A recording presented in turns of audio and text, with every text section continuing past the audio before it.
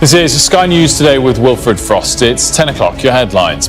Mission failed. The Ministry of Defence maintains the UK is safe and secure after a Trident test missile misfires for the second time, crashing into the ocean.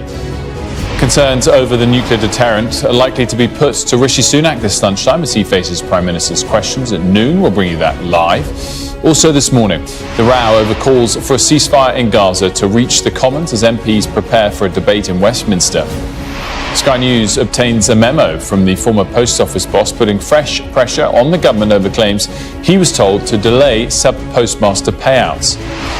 The right to a second opinion, one family's fight, results in the NHS giving patients and their relatives a new route to raise urgent medical concerns. And the out-of-control space satellite en route to Earth later today.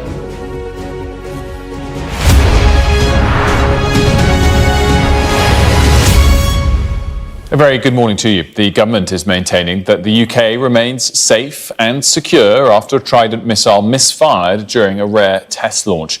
The Ministry of Defence confirmed an anomaly occurred during the nuclear deterrent drill, forcing it to crash into the ocean off the coast of Florida. Well, despite the problem, the submarine did pass all of its tests and can return to patrol, as our Security and Defence editor Deborah Haynes now reports. This is what the Royal Navy would have been hoping for.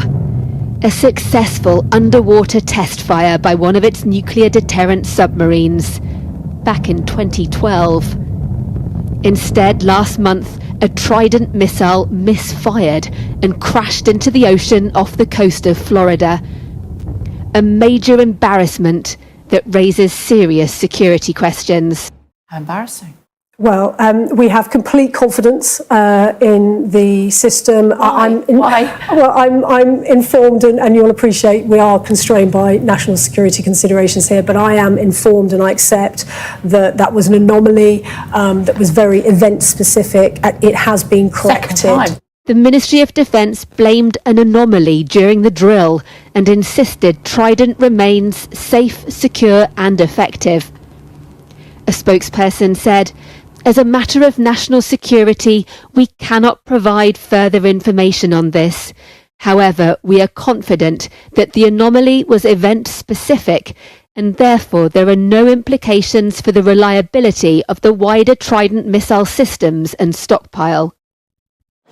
The Defence Secretary Grant Shapps was reportedly on board HMS Vanguard during the drill, along with the head of the Navy.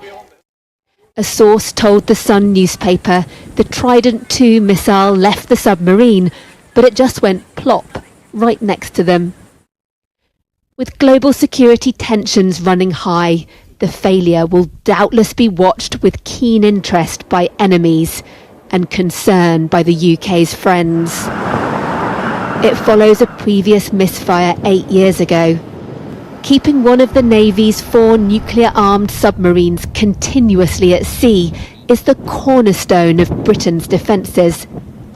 A top-secret mission that cannot afford to show any sign of weakness. Deborah Haynes, Sky News. Well, I'm joined now by military analyst and retired Army officer Simon Diggins.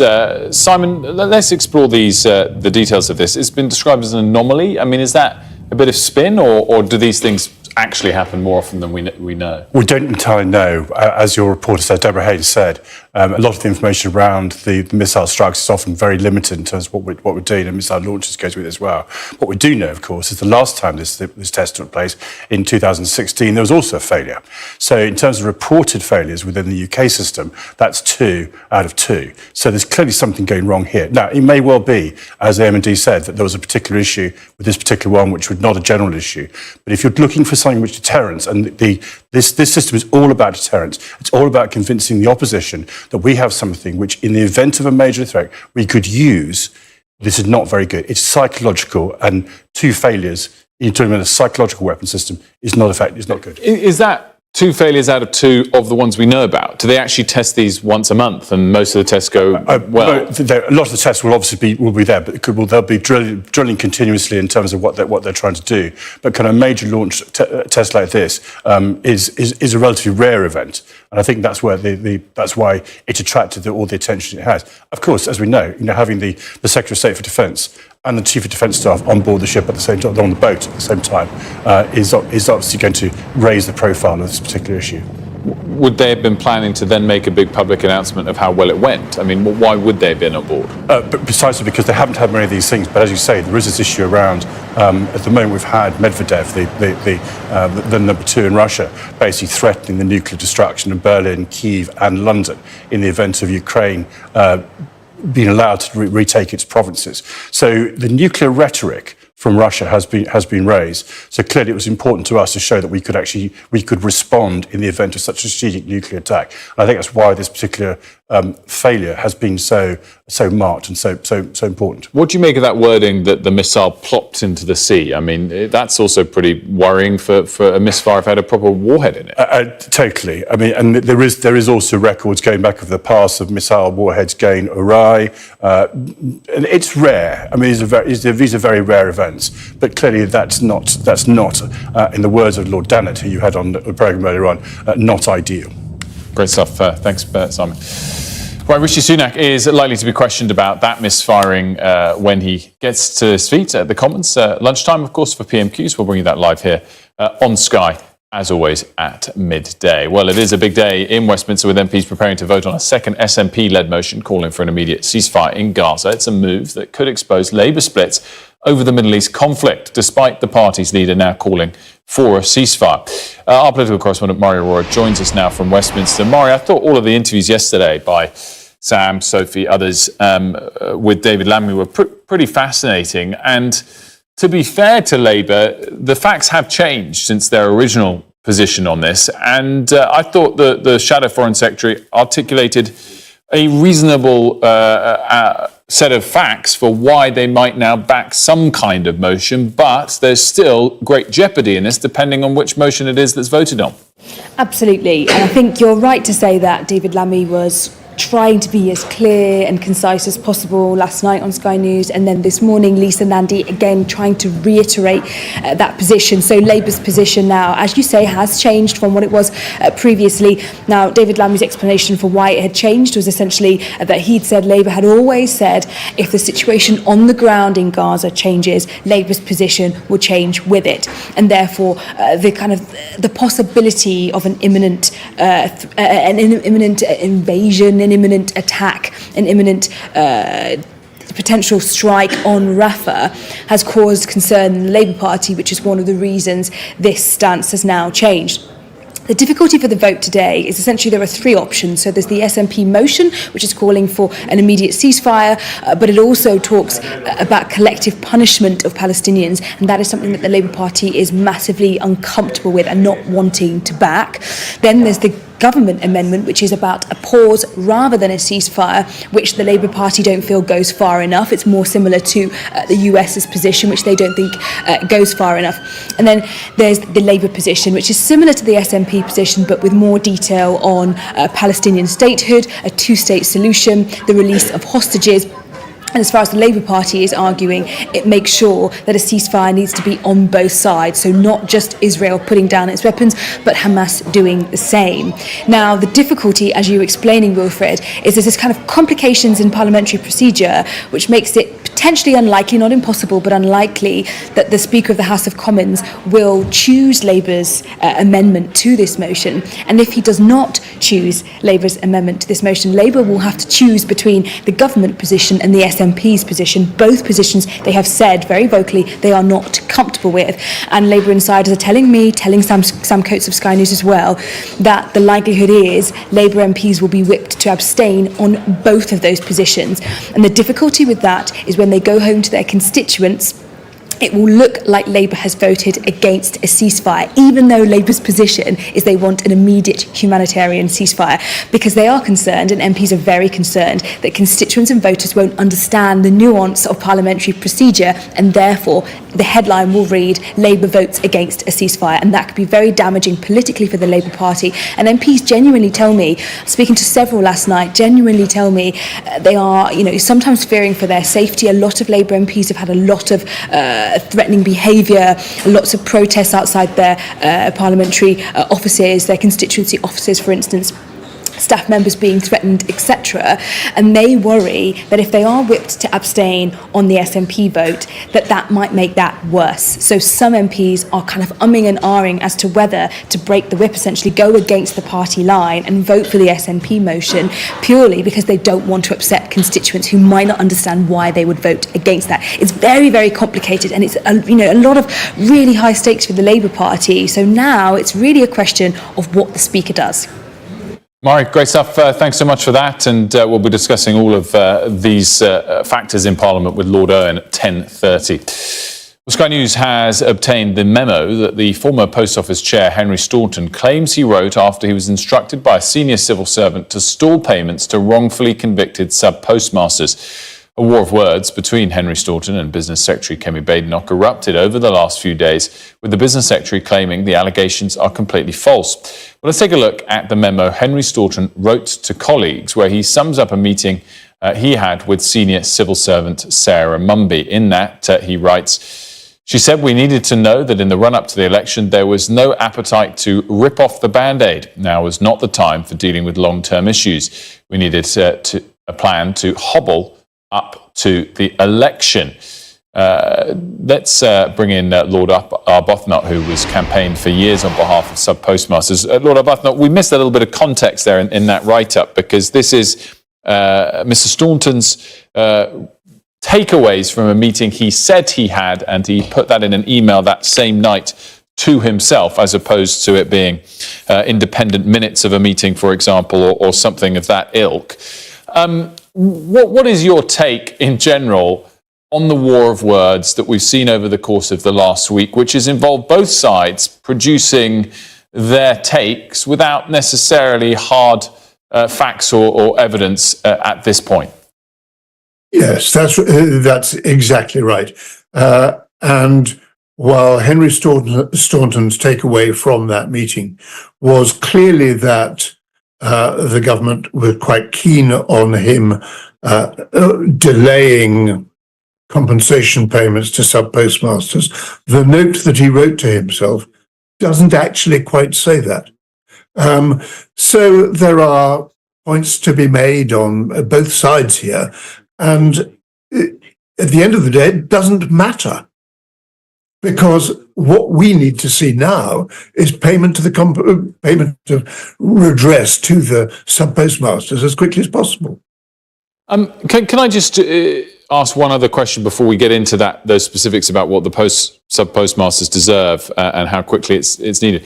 How hard is it to operate in official positions, either directly as a government, a privately appointed person, or as a civil servant in between this, when there are these sorts of things happening? I mean, we've seen it kind of during the COVID inquiry recently as well, under a sort of different guise. But people are taking minutes, people send themselves emails of their thoughts of meetings that took place earlier, purely to protect yourself in the future, presumably. I mean, it must be pretty hard to operate at the moment, knowing that everyone's potentially trying to gather evidence to use against the person you just had a meeting with in the future. Well, it may be just normal good business practice to make a note of the meetings that you've had. And in a sense, that is exactly what the Secretary of State did in terms of the telephone call that she had in which Henry Staunton was removed.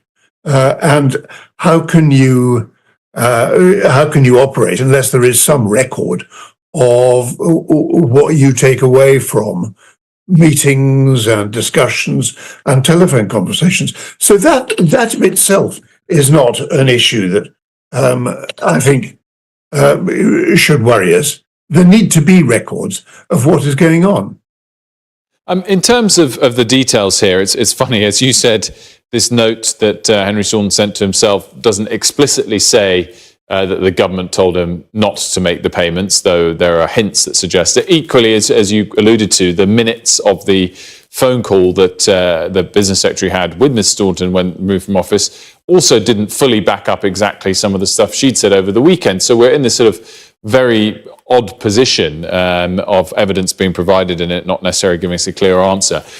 bottom line, since, let's say, January, end of January when Mr. Staunton was removed, do you think the government has stepped up to the plate in trying to deliver sufficient payments to sub-postmasters? They are trying to pursue this quite controversial and a different means legislation that would overturn rulings of the Justice Department. Are they doing enough quickly enough in your eyes or not?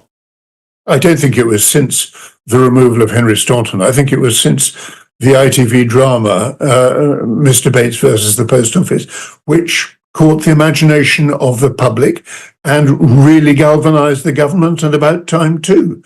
And I know that people like Kevin Hollinrake, the Post Office Minister, has been working as hard as he could to get the redress payments to the sub-postmasters.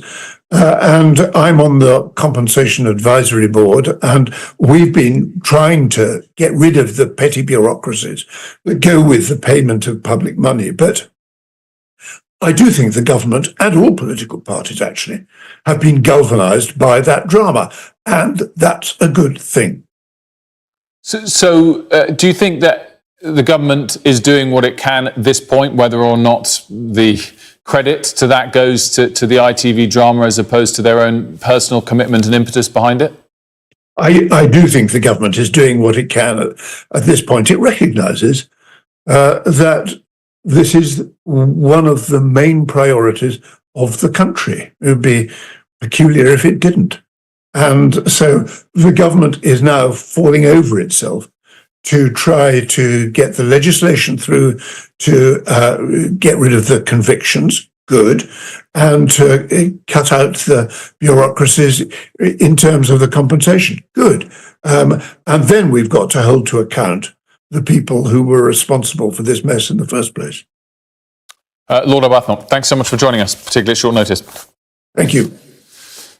Actor and comedian Ewan McIntosh, best known for playing Keith in The Office, has died. In a statement from his management team, he was described as a beloved comedy genius. And fellow Office star and creator Ricky Gervais also paid tribute, saying McIntosh was an absolute original. Well, today is the second day of a High Court hearing to decide whether the founder of WikiLeaks, Julian Assange, can ask an appeals court to block his extradition to the United States. Speaking outside the court, former leader of the Labour Party, Jeremy Corbyn, said he would not extradite Mr. Assange and that any decision to do so is a political one.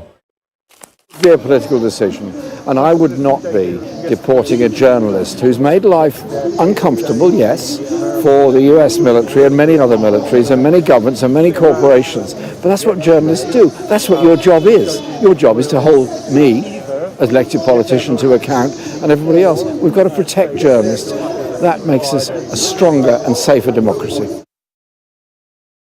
Heavy snow has covered parts of China following a small snowstorm in Beijing, which has disrupted traffic and forced schools to cancel classes. Flights and intercity trains, on which much of China's commuters rely, have been delayed or cancelled. Authorities in the provinces of Hebei, Henan and Shandong have issued warnings of travel hazards and other cold weather dangers. NHS England will soon introduce Martha's Rule to give patients and their families the right to a second opinion if medical condition appears to be worsening. The new process follows the death of 13-year-old Martha Mills in 2021, who developed sepsis under the care of King's College Hospital NHS Foundation Trust in London. Her parents, who campaigned for the change, said they want it in place as quickly and widely as possible. Well, let's take a look at what this new rule will involve. Relatives will be able to request a rapid second opinion if they're worried about a deteriorating condition.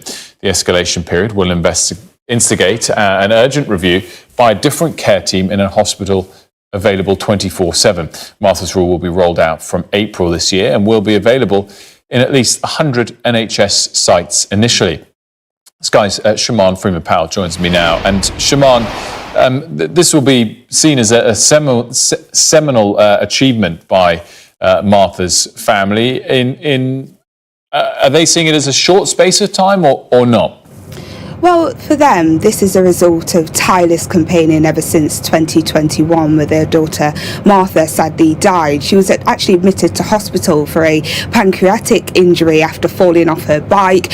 She developed sepsis not long after that, and despite her parents, Merope and Paul, raising concerns at the time, their daughter sadly died. So this rule is as a result of their tireless campaigning. It's hoped that now parents of patients and patients themselves will have the right to demand a second opinion if they believe that their concerns are not being listened to. It's not only for children and parents of children, but also for elderly patients too, who often have family by their bedside, monitor them far more than medics are able to do so under very busy and stressful circumstances. So it's about giving patients and family of patients more rights really to call for that second opinion.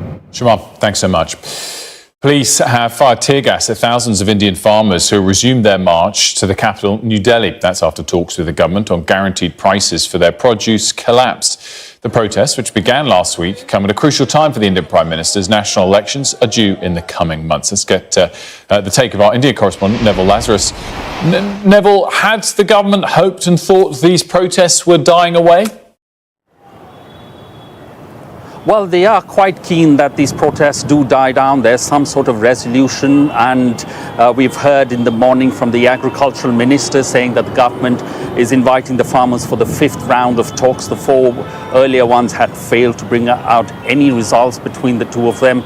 They are very keen because the population of India, almost 60 to 70% of it, is associated with farming and agriculture, and at a sort of a crucial time when there are elections around the corner, the government does not want to antagonize this very large influencing voting bloc, particularly with elections in the next few months. But nevertheless, the farmers are determined to march down to Delhi. They have faced lots of problems with tear gas being fired upon them last week, again this morning, today as well.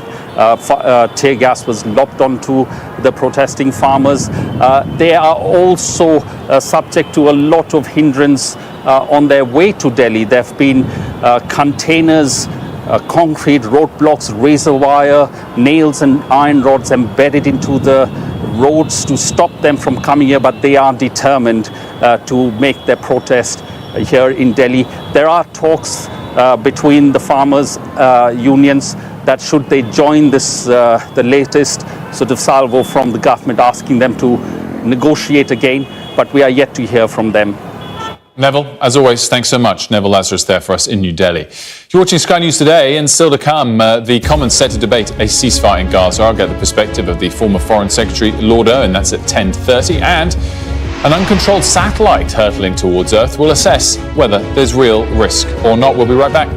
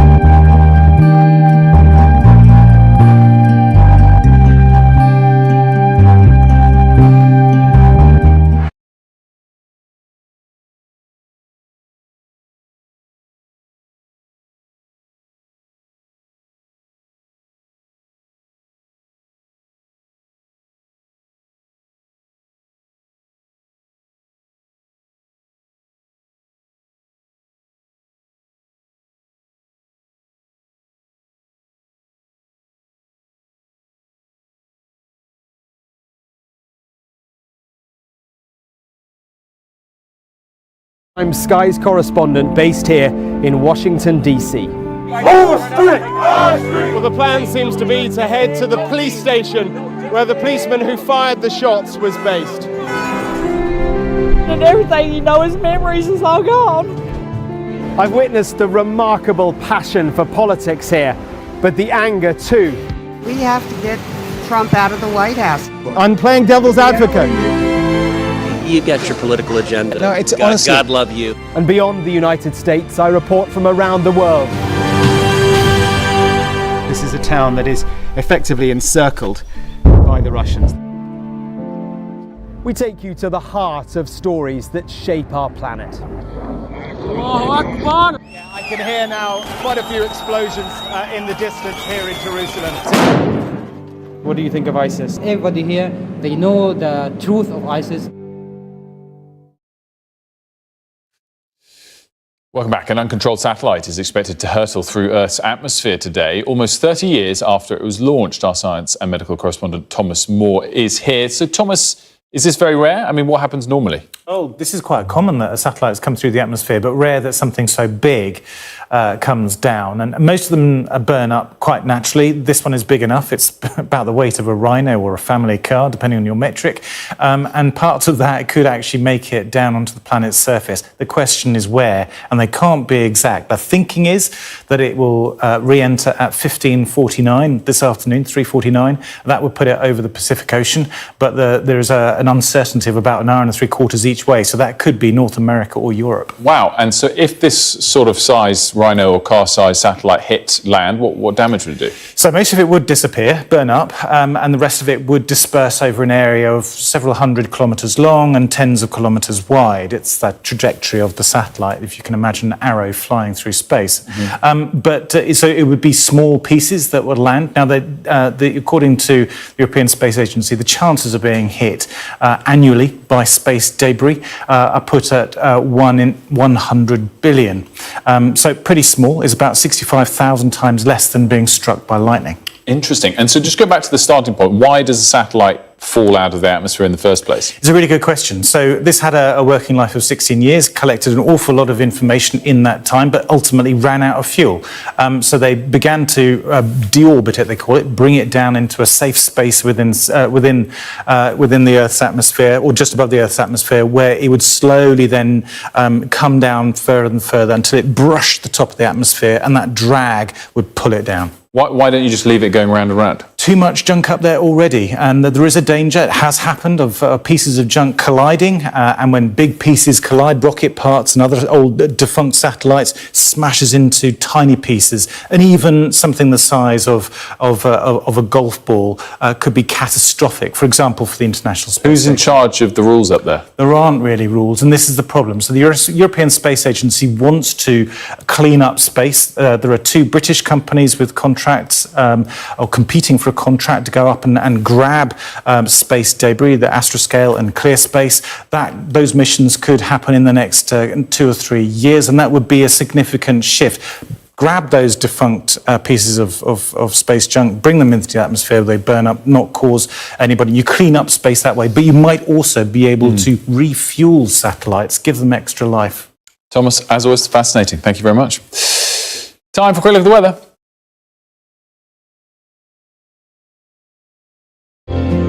Warm memories wherever you go. The weather, sponsored by Qatar Airways. Rain clearing through today will introduce a more northerly flow, making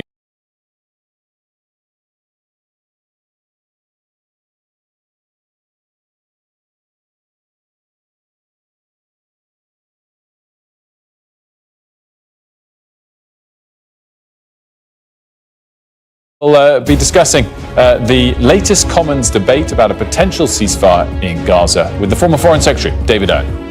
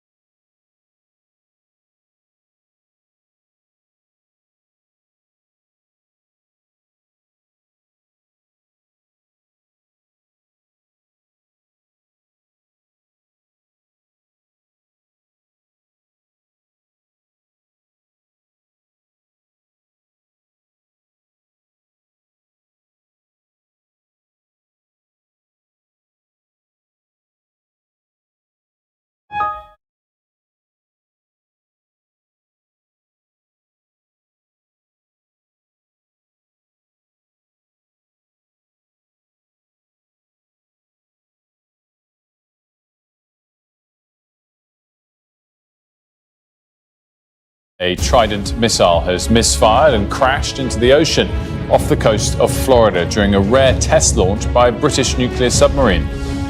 MPs are preparing to vote on a second SNP-led motion calling for an immediate ceasefire in Gaza.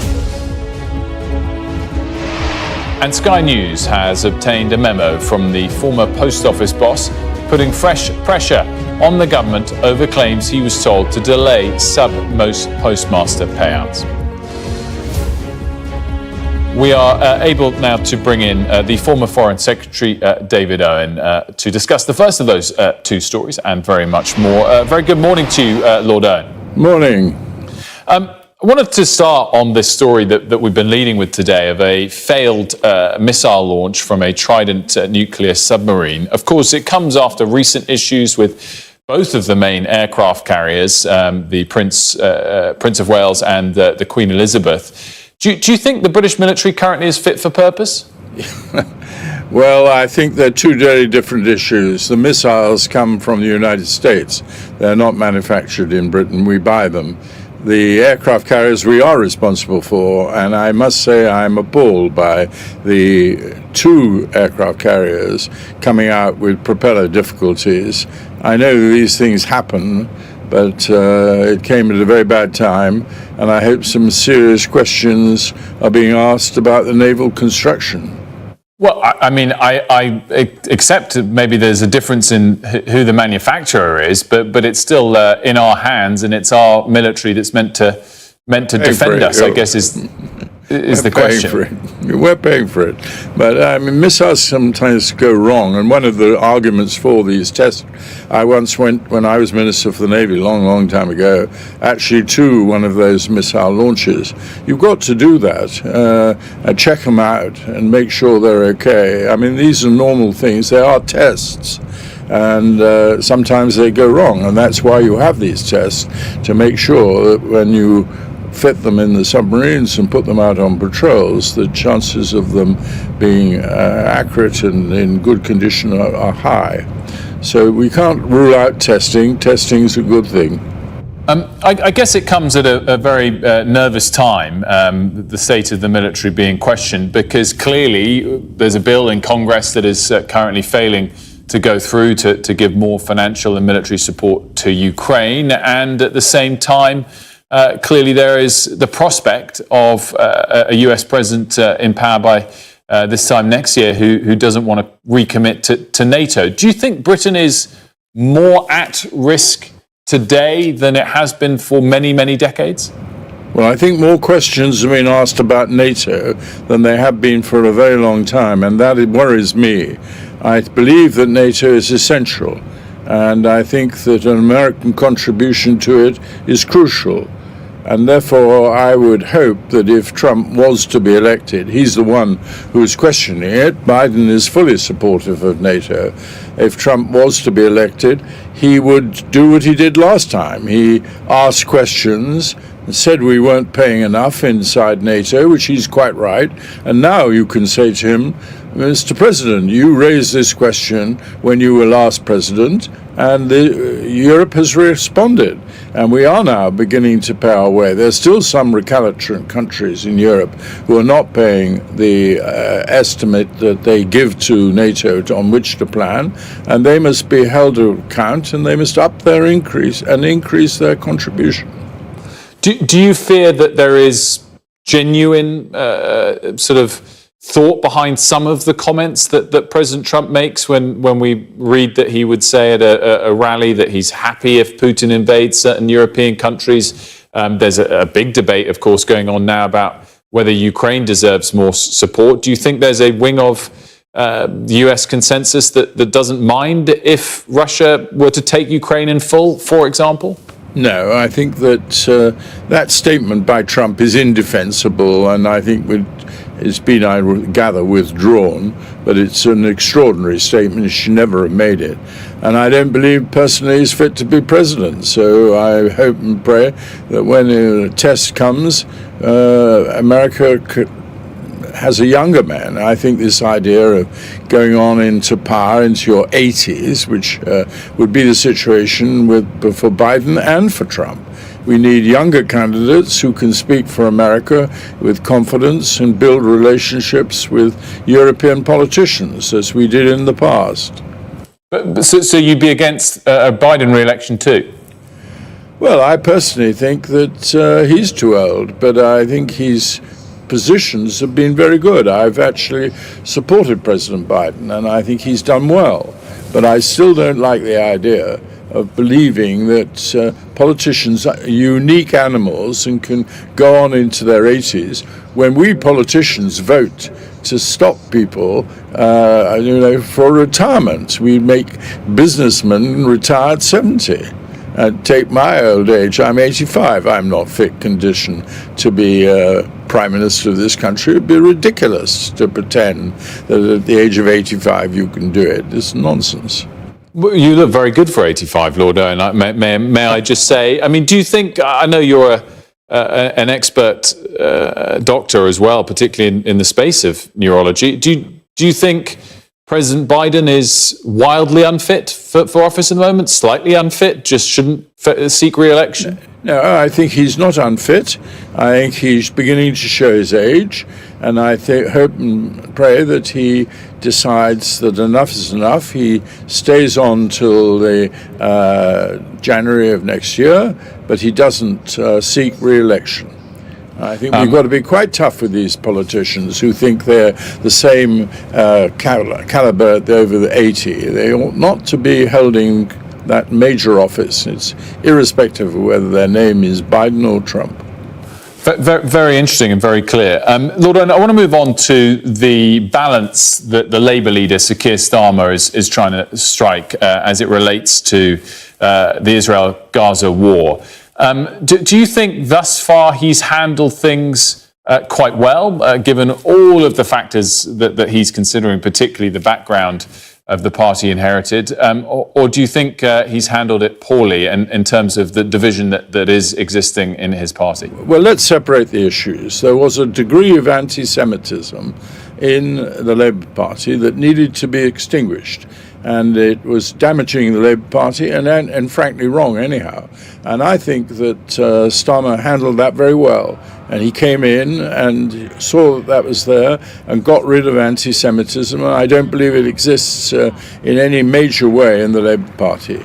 On the other hand, he seems to believe that having taken that stance, he has to defend Netanyahu, the Prime Minister of Israel, who's making some very serious mistakes. And I think that Starmer should have spoken out about Gaza and about Israel's bombing of people in Gaza. It's one thing to go for Hamas. That's a perfectly legitimate Israeli objective. But to bomb, firstly, it's a very cumbersome way, and in my view, indefensible way of dealing with Hamas. They've got troops on the ground in there. They're entitled to go after Hamas. But bombing, the extent that's been done in Gaza, is very serious. And I mean, there are many people who believe that this is a crime against humanity. And the judgment of the International Court on this matter was very tenuous. And I personally think if they look at it again, they may well say that Israel of all countries, would be responsible for a genocide. Netanyahu is out of control. And we ought to face that fact. And it's high time that the generals and the people in Israel got a new leader. He, after all, is up on a criminal charge inside Israel, which he's been evading and postponing. I have no doubt in saying, I've got many, many friends in Israel. I have no doubt in saying that Netanyahu is a dangerous politician to be in charge of Israel at the moment. There's lots of potential ways we could take this follow-up. Just given today's vote that's coming up, and we don't know precisely the wording of what MPs are going to vote on, but if the wording used permanent ceasefire as opposed to temporary or pause, do you think Keir Starmer should whip his MPs to vote against that, which sounds like is likely? I don't think his MPs will be whipped. I think they will vote on any resolution which is critical of what's happening in Gaza at the present moment, and in particular, the Israelis using bombing of civilian population as a means of getting at Hamas. And then there's lots on your prior comment, lots of things I could follow up on. I guess that the one that jumps to mind is whether you can understand if Netanyahu himself or other hardline Israeli politicians look at comments like you just made and say, well, that's rather rich in the very least, given how the West has often responded to conflicts and the like, or is that not a legitimate pushback in any way? I think it's perfectly legitimate. If you take up arms and you invade another country, like Britain did under Tony Blair, with no evidence, as later proven in a very long and far too long in my view, but detailed investigation, you must be held accountable. And I think that requires the British government also has made some very serious mistakes. And the Iraq War, with no evidence that nuclear weapons, and when it was investigated, never found.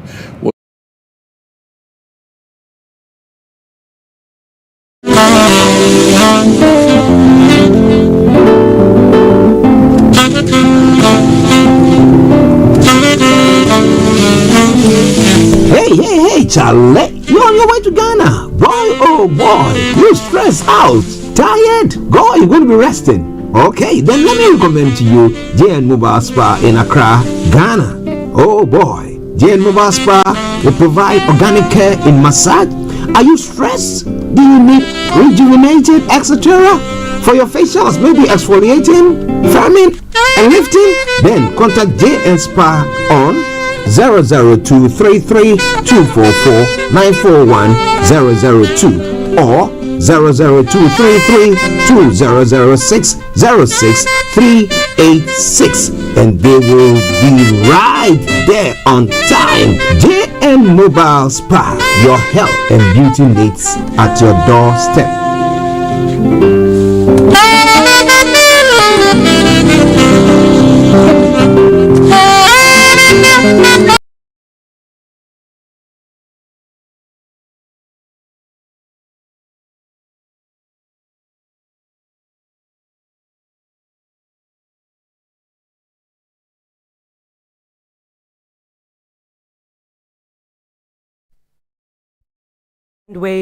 SendWave is a money transfer app that is used by people all over the world to send money to their loved ones in Africa. With SendWave, you can send money to Ghana, Nigeria, Kenya, Uganda, and Tanzania. And the best part is, SendWave is absolutely commission-free.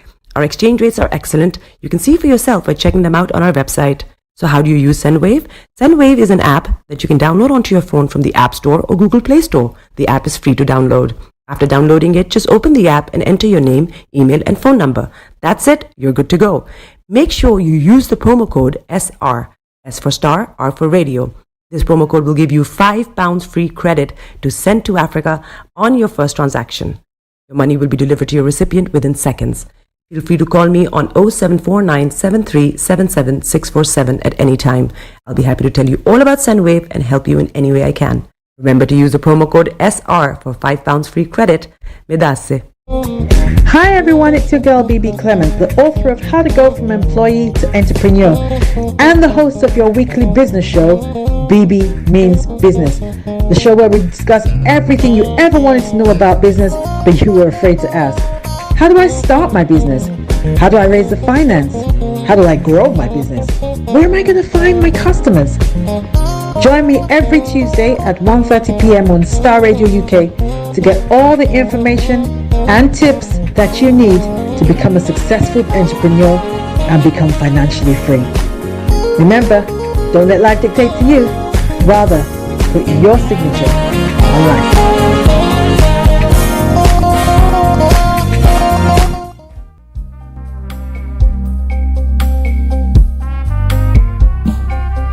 Are you looking for the fastest, reliable, and trustworthy door-to-door shipment company? Well, look no further. When was the last time your family received a shipment back in Ghana on time and intact? You are not sure?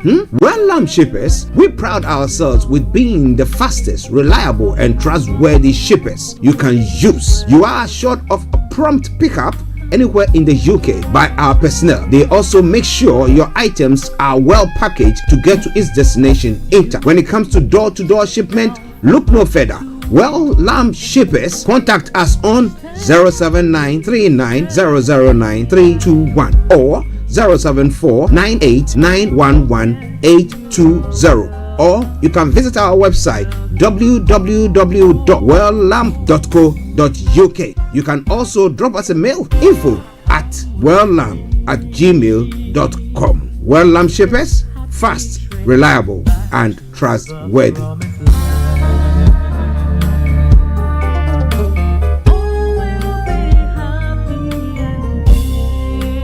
Hey, Charlie, you're on your way to Ghana. Boy, oh boy, you stressed out, tired. Go, you're going to be resting. Okay, then let me recommend to you JN Mobile Spa in Accra, Ghana. Oh boy, JN Mobile Spa, they provide organic care in massage. Are you stressed? Do you need rejuvenated, etc.? For your facials, maybe exfoliating, firming, and lifting? Then contact JN Spa on 00233244941 or 00233200606 and they will be right there on time. JN Mobile Spa, your health and beauty needs at your doorstep.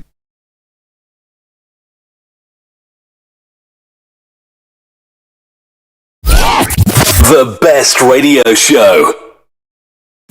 Broadcasting worldwide, online 24/7. All around the world. In your car. At work. At home. On your smartphone. This is Starr Radio UK. Are you ready to turn it up? 10, 9, 8, 7, 6, 5, 4, 3, 2, 1. Your heart is aching. Smile even though it's breaking. When there are clouds in the sky, you get by. If you smile through your fear and sorrow, smile and maybe tomorrow you find that life is still worthwhile if you just smile. Hey, this is Archie and you are listening to Starr Radio UK and The Morning Show.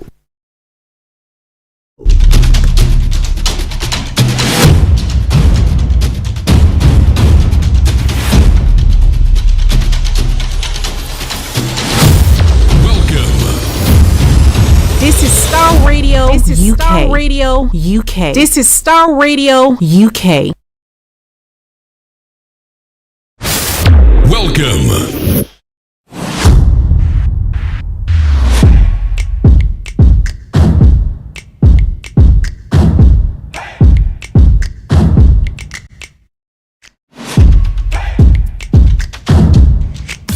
Broadcasting worldwide, online 24/7. Enlighten your day with Starr Radio.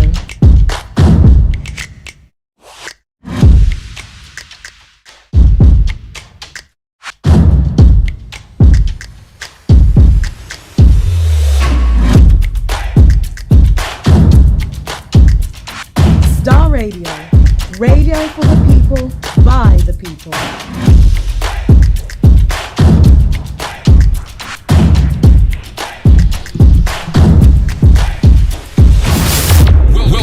Okay, let me say a massive good morning, good afternoon, good evening, good dawn to you wherever you might be on this planet, and those of you on other planets as well. I salute each and every one of you.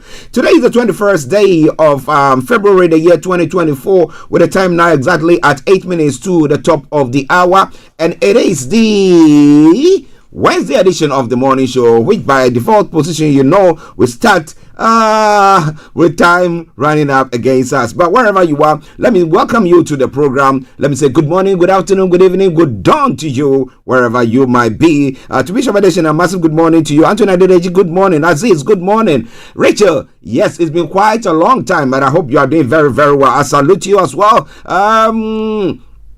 Pastor Momo, long time. I hope you are doing good. Pastor Emmanuel Chidi, man of God, I hope you are also doing very, very, very well and recuperating great in a good way. Yes. And to as many of you who are celebrating a special day today, I salute each and every one of you. Let me say massive good morning also to Kojo D, Felix all the way in Aberdeen, Kofi Ali, Dr. Morton, and Mr. Kit Yosin. Yes, Kit, it was lovely having a chat with you. And yes, we're going to be bringing a program on that line as well. Let me say good morning also to KB Bossman and all presenters on Star Radio UK. BB Clement, yes, who came your way yesterday on BB Means Business. It was a smasher of a program there as well. Well, I have now found other ways of making some more money. You want to know that? Make sure that you join BB Clement every Tuesday at 1:30 when she brings you that program. You want to get your foot on the property ladder as well? Make sure you join KB Bossman every Thursday for that. And then, the Faith Talk.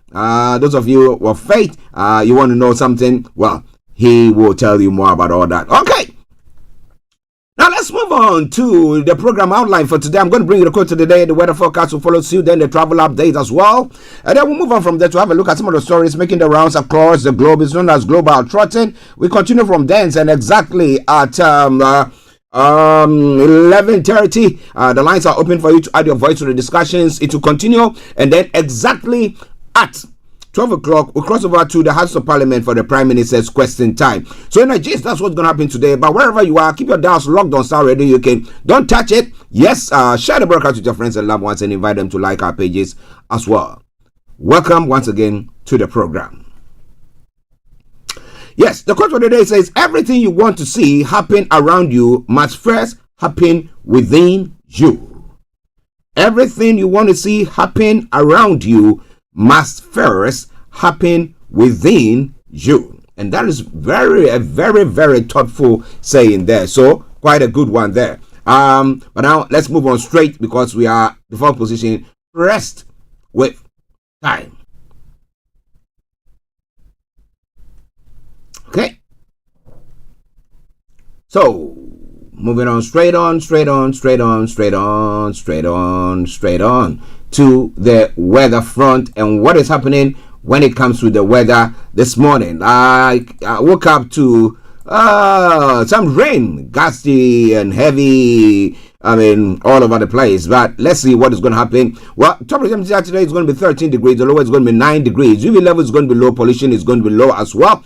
Now, when it comes to the details of it, largely cloudy today with spells of heavy and persistent rain in the morning and early afternoon. It's going to be turning drier later on, but it will remain cloudy, windy and mild. Tonight will continue to be cloudy and mild. There will be spells of light rain moving in from the west at times. It's going to be easing as well. When it comes to the sunset is going to be at 17:26 and sunrise for tomorrow morning 07:03 hours. And that brings us to the end of the weather forecast for you. Now let's move on straight to their travels as well. What have I got for you when it comes to the travels? On your travels this morning, the Central Line, District Line, Piccadilly lines have all got minor delays. That aside, all the other underground lines are running a good service. London Tramlink is running a part closure there as well, so check before you leave. However, London Overground and DLR are running a good service. The listeners, Star Radio UK, your favorite African and Caribbean radio station in London. Okay. A quick break and then I take you on a global trotting. So wherever you are, don't even think of touching the dial.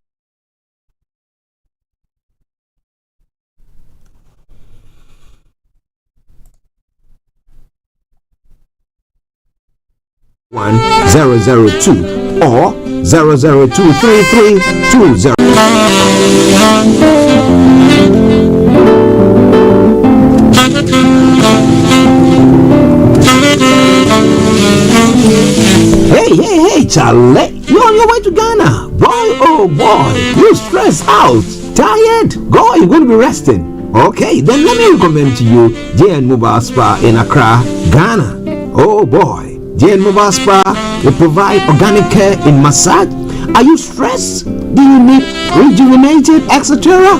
For your facials, maybe exfoliating, firming, and lifting? Then contact JN Spa on 00233244941 002 or 00233200606 and they will be right there on time. JN Mobile Spa, your health and beauty needs at your doorstep.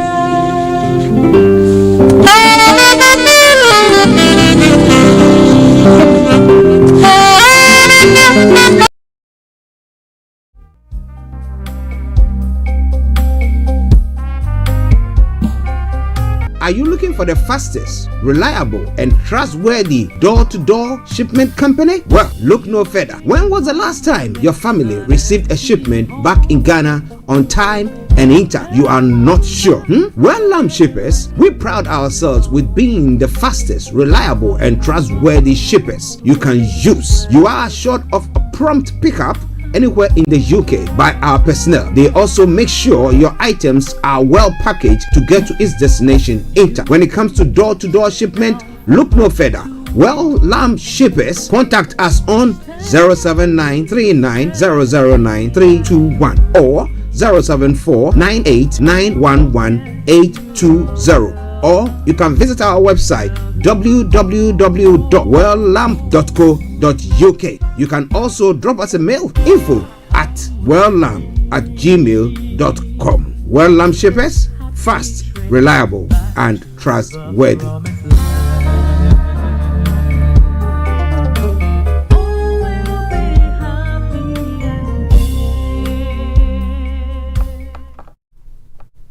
Everywhere you go, Afrobeat reggae dancehall taking over. Everywhere you go, Afrobeat reggae dancehall taking over. Yo, what's up, people? This is a boy Raskin Bobo One.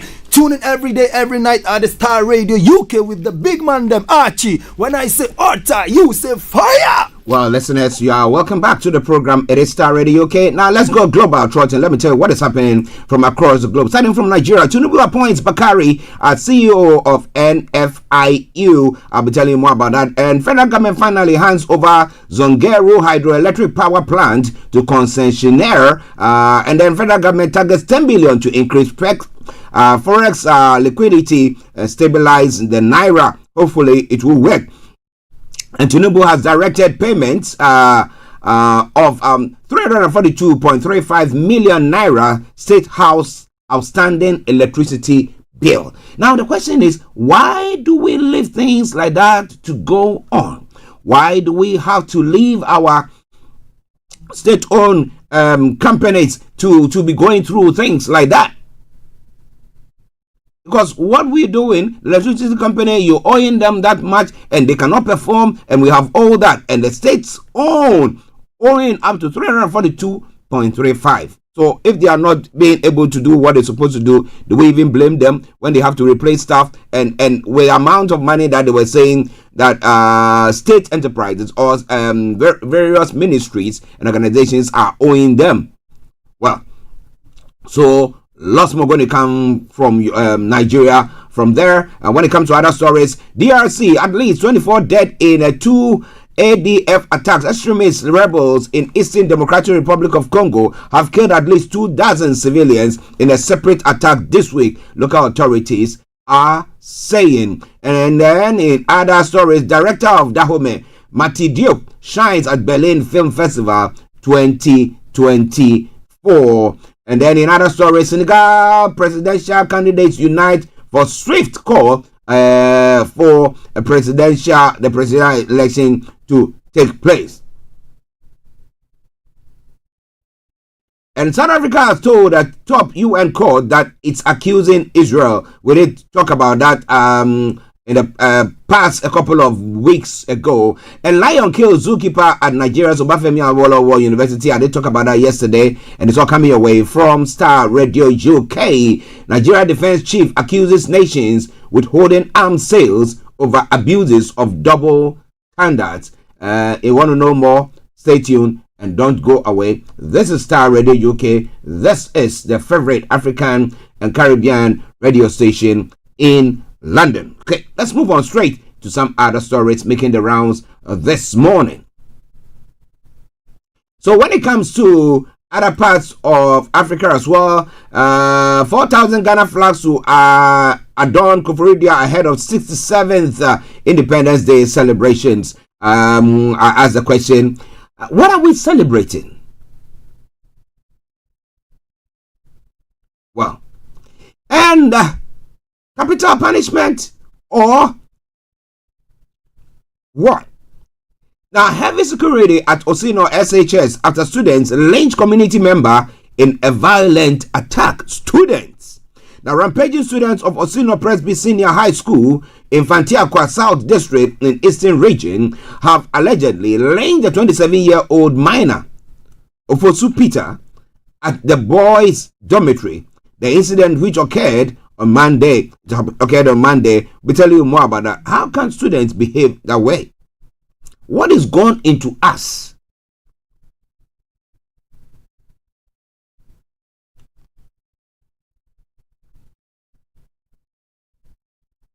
Okay, lots more going to be coming your way from there. The Africa Editors Forum have elected Ghana's Emmanuel Dogbevi to executive committee. Well, we say kudos to him as well. When it comes to other parts of the world as well, well,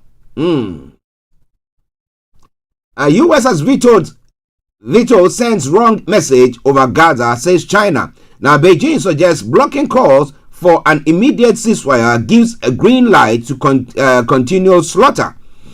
Now, China is trying to say that we are more level-headed and we are able to reason very well that you guys seem to be doing. But what do you think about all that? More going to be coming your way from there. Grandfather satellite due to fall to Earth. I'll be telling you where exactly it's going to be falling so that you can be aware of your surroundings. Okay. French warships intercept drones from Yemen. Beef trade risky.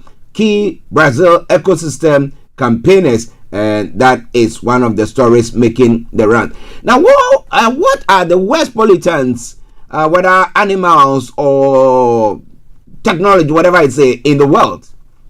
I'll try to see whether I'll be able to bring you some of the statistics pertaining to that during the course of the program. So wherever you are, don't even think of touching the dial. When it comes to the UK front, a Trident missile test fails for second time in a row. The UK nuclear deterrent failed to fire a test missile, reportedly landing close to the launch site.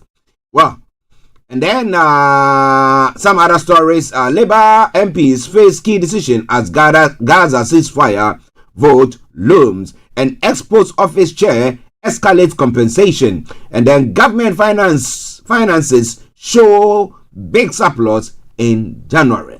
Now, this and a lot more going to be coming your way from Starr Radio UK. It is your favorite African and Caribbean radio station in London. But for the time being, let's enjoy this song and I will be with you. Well. Can you guess? Will you guess? Well, let me tell you what I'm bringing your way. This is Broken Pencils from Kofi Boham. I will be with you. Stay tuned and don't you go away.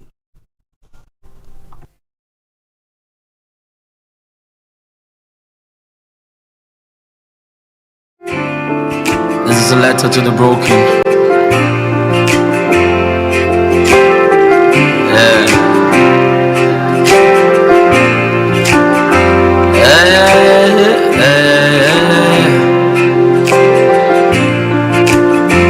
Don't get discouraged. I see you fighting all the demons in your life that have wreaked heavy carnage. Don't be dismayed. I know you think that your dreams and everything that you hope for seem to be late.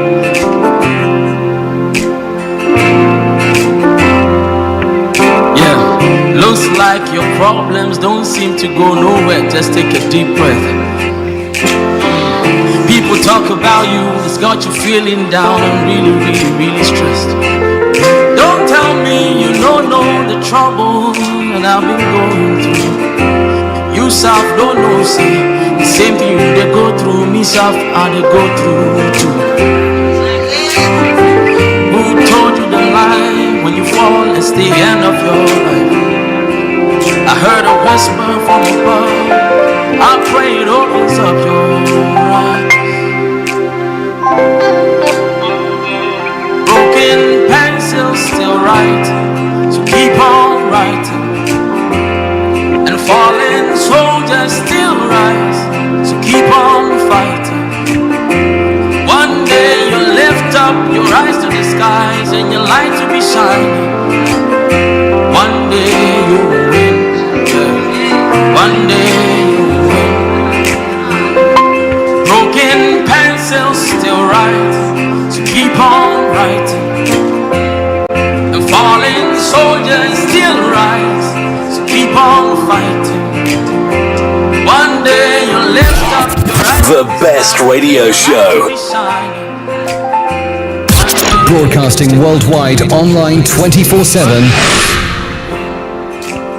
Now snap on it.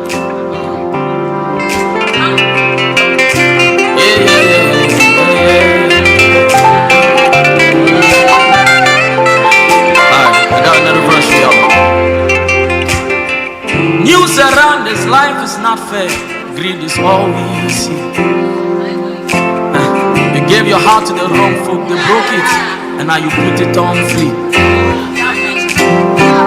Fake life on Instagram and Snapchat got you feeling ungrateful.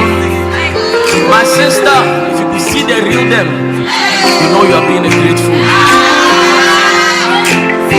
You wrote a paper and failed, sit down and write it again. One day you will kill him.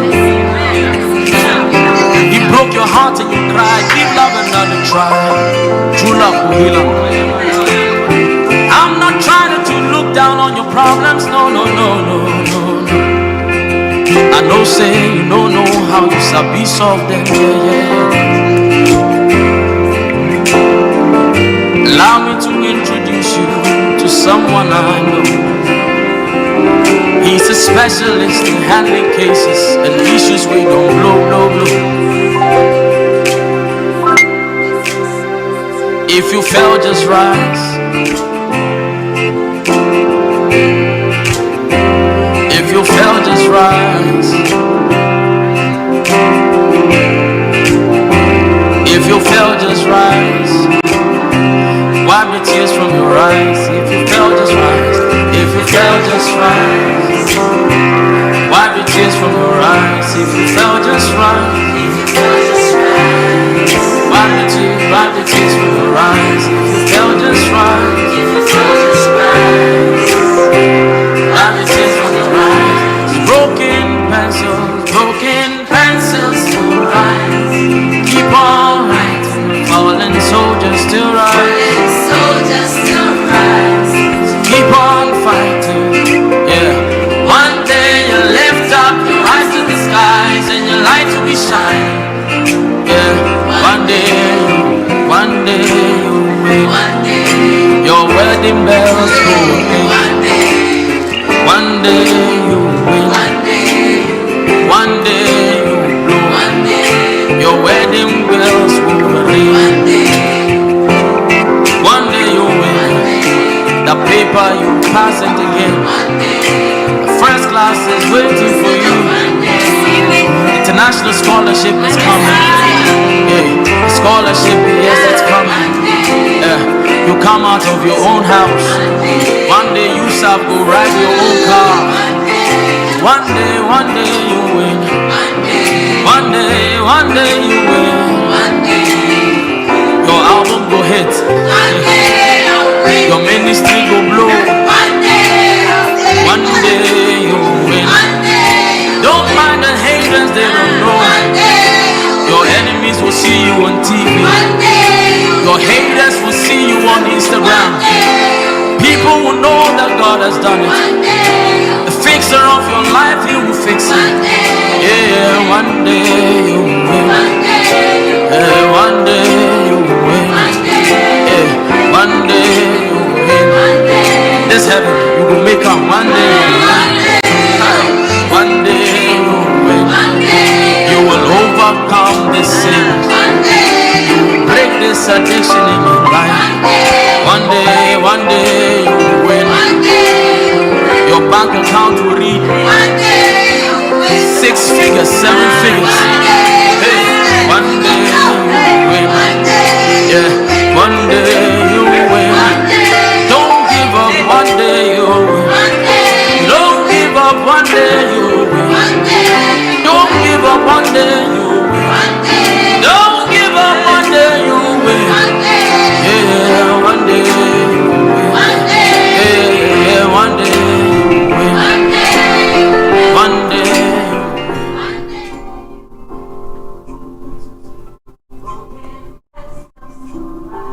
Well, that is Broken Pencils from Kofi Boham. And I hope that this morning, wherever you are listening to us from, you don't see yourself, virtually that you are down and out. But whatever is happening, just be rest assured that some way, somehow, you are able to come through or get through it. Because I know a God who is able to do that for you. But welcome back to the program, Starr Radio UK. As I say, on every Wednesday, we start default position, press with time. So let's move on to some of the details of the stories that I did bring your way earlier on, exactly at 13 minutes past the top of the hour. That is 13 minutes past 11 here on Starr Radio UK, your favorite African and Caribbean radio station in London. Now, moving on straight to Nigeria, where we're going to be looking at some of the stories that is making the rounds this morning. As I did say yesterday, well, a zookeeper in Nigeria, in Obafemi Awolowo University, is that right? Yes, had been killed by a lion.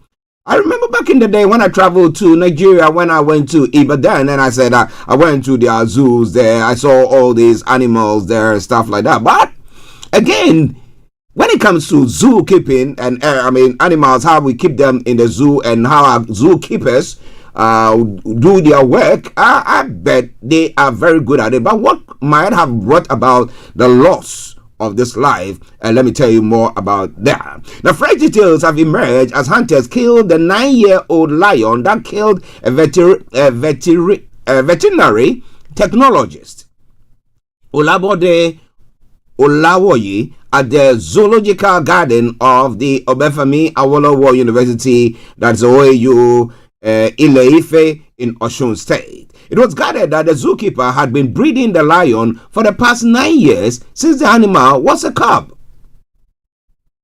After the tragic incident, hunters started making efforts to kill the lion.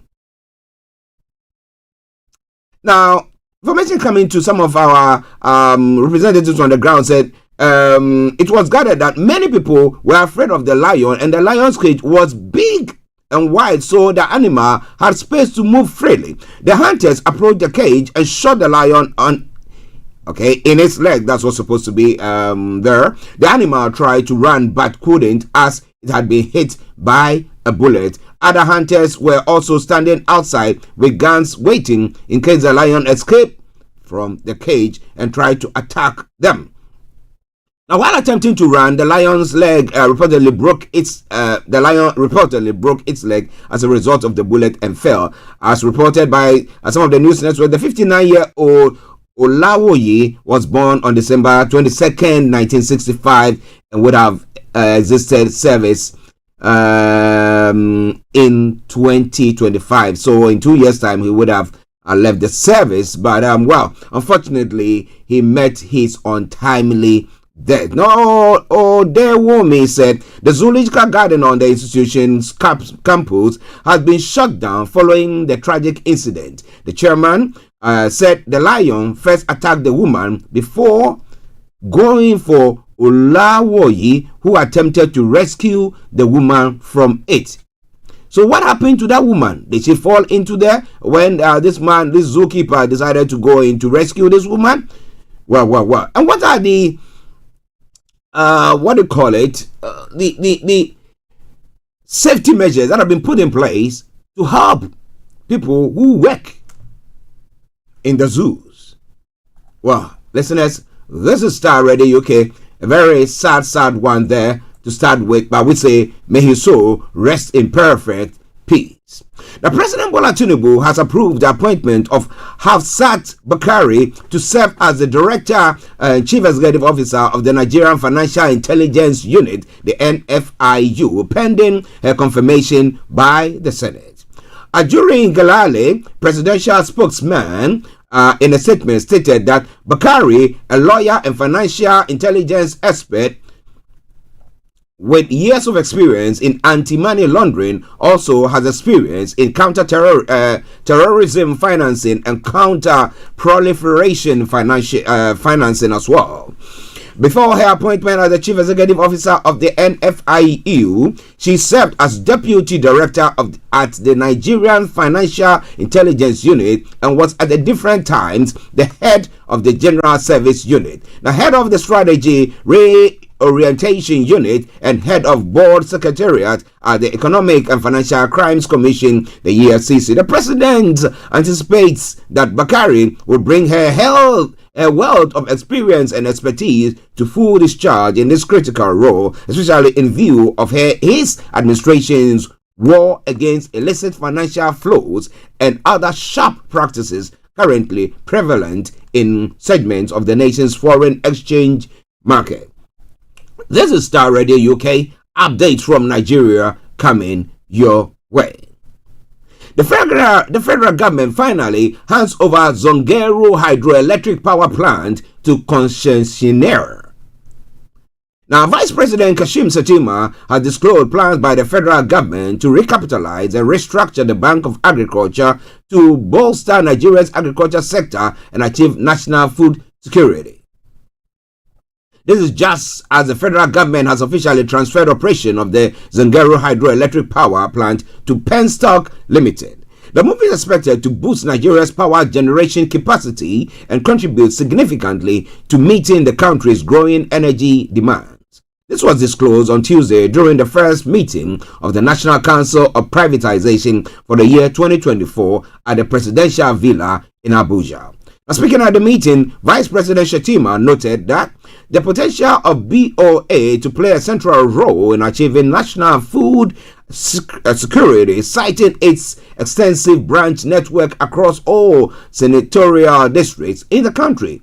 He, however, expressed concerns about the bank's current practices, particularly its tendency to disburse unsustainable loans.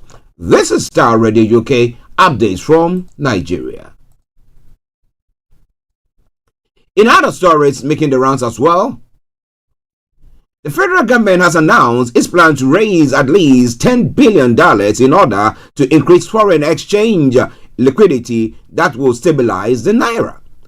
A statement published on the official X handle of Vice President Kashim Shettima on Tuesday said President Bola Tinubu disclosed this while speaking at the inaugural Public Wealth Management Conference organized by the Ministry of Finance Incorporated, with the theme Championing Nigeria's Economic Prosperity on Tuesday. The president, who was represented at the event by the Vice President Kashim Shettima, also disclosed plans by his administration to create millions of jobs by unlocking the country's huge public assets to increase its gross domestic product. Listeners, this is Star Radio UK. This is the Wednesday edition of the morning show at 11:21. Now, in other stories making the rounds as well, the Nigerian Meteorological Agency has forecasted an early onset of the rainy season for the Borno, Abia, and Akwa Ibom states. Conversely, certain regions, notably in the north-central states, are anticipated to encounter delayed rainfall. Now, these predictions emerged during the unveiling of the 2024 seasonal climate predictions on Tuesday. Another theme: facilitating a weather-resilient economy through early warnings for all to foster renewed hope and sustainable development. Festus Keyamo, the Minister of Aviation and Aerospace Development, officially launched the 2024 seasonal climate prediction on behalf of the Nigerian Meteorological Agency. Now, this emphasizes the importance of early weather warnings in building a more resilient and sustainable future for Nigeria. The 2024 seasonal climate prediction also reveals an anticipated early end to the rainy season in several regions. This includes parts of Yobe, Jigawa, Sokoto, Kebbi, Kano, Kaduna, Plateau, Nasarawa, Taraba, Borno, Bauchi, Cross River, Ebonyi, Ogun, and Lagos states. Residents in these areas should be prepared for potentially shorter rain season this year. Listeners, this is Starr Radio UK. One final story from Nigeria, and then we take a commercial break and we continue with the show. Yesterday, I did talk about the fact that the Nigeria Electricity Company had actually sent a warning to various states, organizations, or entities for not paying their bills, and that they were going to disconnect. And the presidential villa was one of the places, and it's quite interesting. Now, President Bola Tinubu has directed immediate settlement of outstanding electricity bill due to the Abuja Electricity Distribution Company. The president's directive, according to a release issued yesterday by Special Advisor on Information and Strategy, Mr. Bayo Onanuga, followed the reconciliation of accounts between the State Housing Management and the AEDC. Contrary to the AEDC initial claims of 923 million naira debt in paid advertorial in newspapers, the State House outstanding bill is 342,352,000, according to a letter by the IDEC management to the State House Permanent Secretary dated February 14, 2024. Having reconciled the position to the satisfaction of both parties, the Chief of Staff to the President, Honorable Femi Gbajabiamila, has been given assurance that the debt will be paid to IDEC before the end of this week. Following the example of the presidency, Chief of Staff also urged other ministries, departments, and agencies to reconcile their accounts with AEDC and pay their electricity bills. The Abuja Electricity Distribution Company had on Monday issued a 10-day ultimatum to ministries, departments, and agencies to pay up their outstanding electricity bills. Now, the interesting one is the DSS that goes about after everybody in the country has defaulted. So what happens? Can you just imagine if they decide to go to the premises of the DSS, say, you know what, we come to disconnect you, I bet you they will all be arrested. That would be quite an interesting time in Nigeria, yeah? All right then. Listeners, this is Starr Radio UK. This is your favorite African and Caribbean radio station in London. Let's take a quick break. We come back and we continue with some of this news making the rounds this time around from other parts of Africa as well. Stay tuned and don't touch the dial. Hi guys, this is your friend Uruj from SendWave. SendWave is a money transfer app that is used by people all over the world to send money to their loved ones in Africa. With SendWave, you can send money to Ghana, Nigeria, Kenya, Uganda, and Tanzania. And the best part is, SendWave is absolutely commission-free. Our exchange rates are excellent. You can see for yourself by checking them out on our website. So how do you use SendWave? SendWave is an app that you can download onto your phone from the App Store or Google Play Store. The app is free to download. After downloading it, just open the app and enter your name, email, and phone number. That's it. You're good to go. Make sure you use the promo code SR. S for Star, R for Radio. This promo code will give you £5 free credit to send to Africa on your first transaction. Your money will be delivered to your recipient within seconds. Feel free to call me on 0749 7377 647 at any time. I'll be happy to tell you all about SendWave and help you in any way I can. Remember to use the promo code SR for £5 free credit. Medasse. Hi everyone, it's your girl BB Clement, the author of How to Go From Employee to Entrepreneur and the host of your weekly business show, BB Means Business, the show where we discuss everything you ever wanted to know about business but you were afraid to ask. How do I start my business? How do I raise the finance? How do I grow my business? Where am I going to find my customers? Join me every Tuesday at 1:30 p.m. on Starr Radio UK to get all the information and tips that you need to become a successful entrepreneur and become financially free. Remember, don't let life dictate to you. Rather, put your signature on life. Everywhere Everywhere you go, Afrobeat reggae dancehall taking over. Everywhere you go, Afrobeat reggae dancehall taking over. Yo, what's up, people? This is a boy Raskin Bobo One. Tune in every day, every night at the Star Radio UK with the big man them Archie. When I say Orta, you say fire. Welcome back to the program Star Radio UK, your favorite African and Caribbean radio station in London. Bringing the time now to 11:27. Yeah, it's a Wednesday edition of the morning show. So as I said earlier, on default position, press with time. But I make sure that if anything is making the headlines, from archaeology to zoology, I'm going to bring it your way. So stay tuned. Don't touch the dial. So let's move on to other parts of Africa. Let me tell you what is happening there. Now, picking a straight from Senegal. Well, President Macky Sall did say that, well, he was postponing the elections of the 25th of February to sometime in December. However, the Constitutional Court ruled that was unconstitutional, and we had other world organizations also and leaders saying that, well, that wasn't on. However, he had a good motive for doing so, because he was saying that there had been some of the judges who were on that panel who somehow were compromised and had decided to take away the names of, or have to disqualify some of the members of opposition who wanted to run. We have a typical example of Sonko. Now, Sonko, but well, when he brought about that, they're saying that no, it's unlawful, and therefore he has to give them a date for a new election to take place. So what day is that going to be for them? It is going to be Star Radio UK. We're going to be telling you more about that. In Senegal, 15 out of the 20 candidates approved to contest in the delayed presidential elections have united in a call for the vote to be conducted no later than 2nd April. Now, coinciding with the end of President Macky Sall's term. Now, these candidates are including notable figures like Bassirou Diomaye Faye and former Dakar Mayor Khalifa Sall emphasized the importance of adhering to electoral schedule and insisted that the candidates' list should remain unchanged.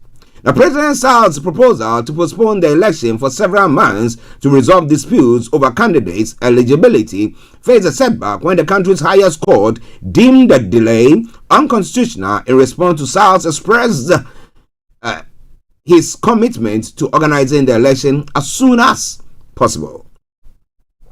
Amidst this development, protests have erupted in Dakar with demonstrators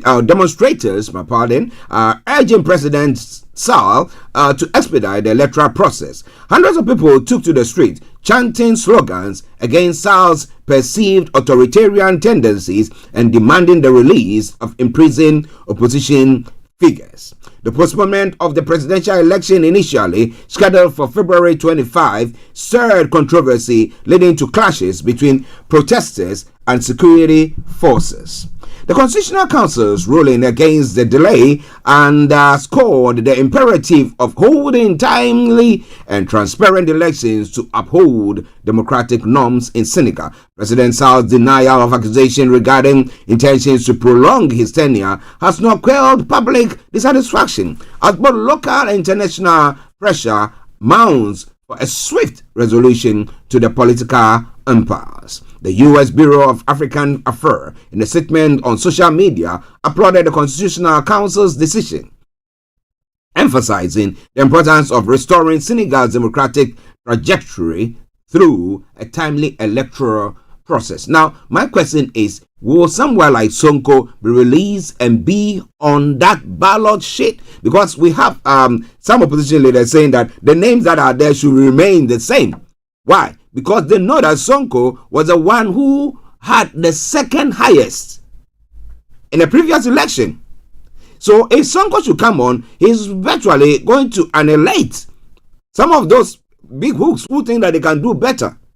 So what is it going to be? Are they going to release Sonko and put Sonko's name on it? Because I know that his supporters will not just sit down and just take it like that. They will rise up and do whatever they have to do. So Senegal actually got into a place where we were celebrating them from being one of the peaceful countries when it comes to democracy and respect of law, the rule of law. That way, has it actually eluded them? Or Can we say that? No. So there is going to be hope for them.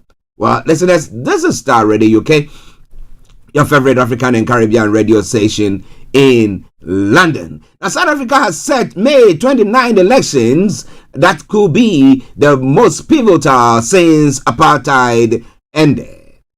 South Africa will hold pivotal national elections on May 29, as polls show the ruling National Congress could lose its majority for the first time since it came to power with the fall of apartheid 30 years ago. Now, President Cyril Ramaphosa announced the date on Tuesday as Africa's most developed economy faces a myriad of problems under his ANC party. Now, these include record unemployment and electricity crisis that led to crippling blackouts for homes and businesses, and widespread voter mistrust following a stream of corruption allegations over the years. Star Radio UK. Anthony Adedeji, let me say thank you very, very much for joining in. Thumbs up to you as well, and we love you to bits there. Okay. Now, several polls predict that the party, once widely admired across the world and led by Nelson Mandela, will slip below 50% of the vote for the first time since it won South Africa's first all-race election in 1994 to herald a new democracy following the end of white minority rule. So are we going to say, or can we say, that the ANC has been a failure or a disappointment to the people of South Africa as a whole? What do you think? Listeners, this is Star Radio UK. This is the Wednesday edition of the morning show at 11:33. And let me announce the lines open. You want to hop in? It's 0208-133-2257. Okay. Or if you happen to want to text or WhatsApp as 0753-966-1744, 0753-966-1744. Our X handle is at Star Radio UK and the email address is info@starradiouk.com.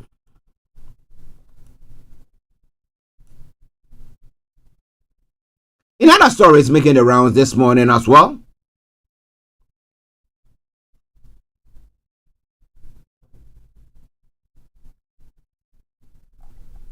I'll bring you this one in the latter part of the update. Let me try to get this one out for you.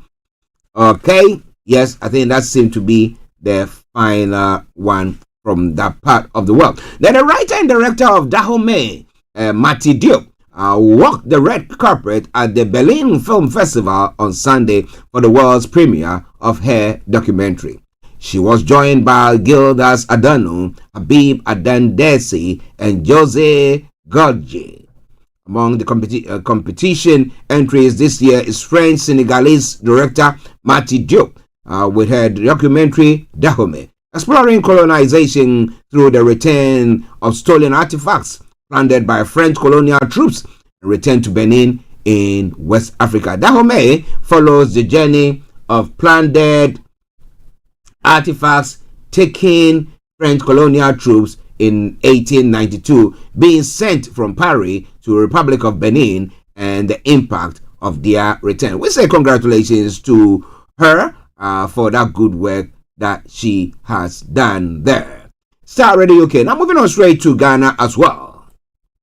Now Ghana is set to celebrate its 67th independence anniversary. And this time round, the event is going to be taking place in Koforidua. Now, Koforidua, the eastern regional capital, is set to be adorned with a majestic sight of about 4,000 Ghana flags in preparation for the 67th Independence Day anniversary celebrations. The initiative aims to enhance the host city's aesthetic appeal and foster a sense of national pride leading up to commemoration on the 6th of March. In this municipality, of New Joburg South, we will be hoisting 4,000 national flags starting from this week. It is not just that, the communication committee is preparing giant billboards to also stress on the message for people to know what is happening, said Kwame Echampon. That is the Eastern Regional Minister. He made this announcement during a media engagement by the Regional Planning Committee following the launching and unveiling of the logo for the 67th Independence Day celebration on the Thursday, February 15, 2024 in Koforidua, the Eastern Regional Capital. The question is, has Ghana got something to celebrate? We will say that we need to celebrate anything. Well. It is Starr Radio UK. Now, in the case of Charles Bisu versus the OSP, that's the Office of the Special Prosecutor, a new judge yet to be assigned, case adjourned to March 11. Hearing of the case in which Charles Bisu is seeking for the enforcement of his human rights in an action against the Office of the Special Prosecutor has been adjourned to March 11, 2024. This was because a new judge is yet to be assigned with a case docket following the retirement of Justice Nicholas Mensah Abudakwi, who was then presiding over the case at the Human Rights Court 2. In court on Wednesday, that's today, Justice Barbara Tete Chaway, the presiding judge at the Human Rights Court 1, sat as a relieving judge, but the case was adjourned prior to her sitting. The suit was initially scheduled for hearing on February 1, 2024, but the court did not sit, necessitating an adjournment to Wednesday, February 21. Meanwhile, the written submission on behalf of the applicant, Charles Bisu, was filed on January 31, 2024. The OSP's written submission has also been served on lawyers of the applicant, led by Nana Ejay Bafo Ewuya, on February 1, 2024. The former secretary to the Inter-Ministerial Committee on Illegal Mining is asking for the following relief for the human rights: quash or cancel the arrest warrant issued against applicants by the second respondent to the first respondent, and quash the first respondent notice declaring the applicant wanted. The third one, compel the first respondent to comply with provisions LI 2374 by providing applicant with a copy of the petitions forming the basis of investigation being conducted by the first respondent, in respect of which the applicant is deemed to be necessary person. Now, the last one prohibits the first respondent, pending the determination of suit number blah blah blah, from applying for arrest warrants and hounding the applicants in the name of investigation. Well, Charles Bisu has been in the studio here before. I think sometime a couple of years ago he was here, and I remember having an interview with him and looking at he was then ran for the position of the General Secretary of the NPP. So how true is this allegation? Was he actually involved in this Galamsey issue that is going on or not? That is a question on the lips of most people in Ghana, especially when they say most of the government entities have been involved in this illegal mining, aka Galamsey. A final story from Ghana. The rampaging students of Osino Presby Senior High School in Fantiakwa South District in the Eastern Region have allegedly lynched a 27-year-old minor of Osupita at a boys' dormitory. The incident, which occurred on Monday, February 19th, also saw a vehicle being burned amidst escalating tension.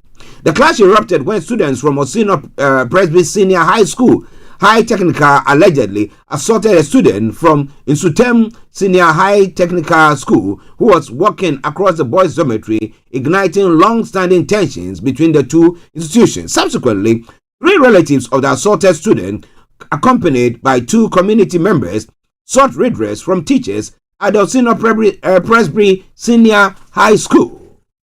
However, they were met with aggression from students, prompting them to flee back to the community. When students saw them in the company of the victim, they thought they were coming for reprisal attacks, so they mobilized and started hurling stones and other implements and chased them away. A Kia Picanto which they drove to the campus was burnt by the students. Subsequently, Officer Peter, who was passing through the boys' dormitory to Insuapemso community, fell victim to the aggression of the student and was fatally lynched. Now, Martinado, the father of the deceased, is calling for justice to be served, lamenting the loss of his son in the senseless violence. Expressing dismay over the lack of arrest, Isaac Kwejo Paddy, spokesperson for the Nsuapemso youth, urged authorities to take swift action to apprehend those responsible for this violence. And I believe that they have to be brought to justice.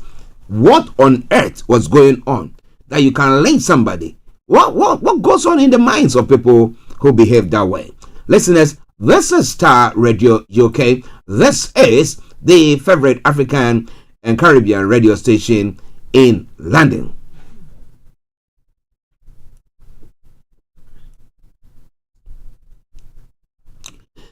Now, I find a story from Ghana, but it's around something that has happened in Canada. Edu Boakye, a 39-year-old Ghanaian, has been shot and killed in a random shooting incident in Canada, police have confirmed. The father of four, who moved to Canada 3 months ago, was one of two victims in the shooting that took place in the North York area in northwest Toronto. A police statement on the incident read in part, on Saturday, February 17, 2024, at approximately 3:05 p.m., police responded to a call for shooting in the Jane Street and Driftwood Avenue area. It reported that the victim was located with gunshot wounds. Life-saving measures were performed and the man was transported to hospital. The man succumbed to his injuries at the hospital and was pronounced deceased.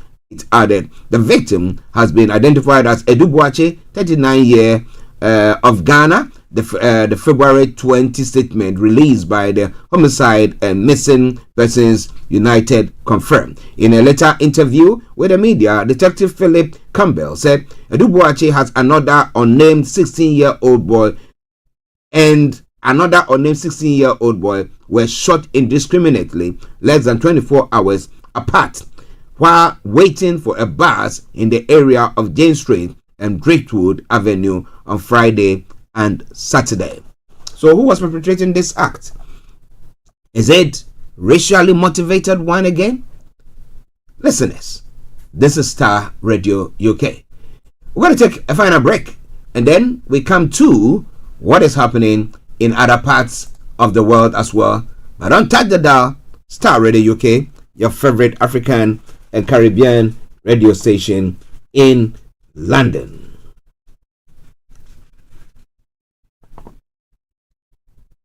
Hi guys, this is your friend Uruj from SendWave. SendWave is a money transfer app that is used by people all over the world to send money to their loved ones in Africa. With SendWave, you can send money to Ghana, Nigeria, Kenya, Uganda, and Tanzania. And the best part is, SendWave is absolutely commission-free. Our exchange rates are excellent. You can see for yourself by checking them out on our website. So how do you use SendWave? SendWave is an app that you can download onto your phone from the App Store or Google Play Store. The app is free to download. After downloading it, just open the app and enter your name, email, and phone number. That's it. You're good to go. Make sure you use the promo code SR. S for Starr, R for Radio. This promo code will give you £5 free credit to send to Africa on your first transaction. Your money will be delivered to your recipient within seconds. Feel free to call me on 0749 7377 647 at any time. I'll be happy to tell you all about SendWave and help you in any way I can. Remember to use the promo code SR for £5 free credit. Medasse. Hi everyone, it's your girl BB Clement, the author of How to Go From Employee to Entrepreneur and the host of your weekly business show, BB Means Business, the show where we discuss everything you ever wanted to know about business but you were afraid to ask. How do I start my business? How do I raise the finance? How do I grow my business? Where am I going to find my customers? Join me every Tuesday at 1:30 p.m. on Starr Radio UK to get all the information and tips that you need to become a successful entrepreneur and become financially free. Remember, don't let life dictate to you. Rather, put your signature on life.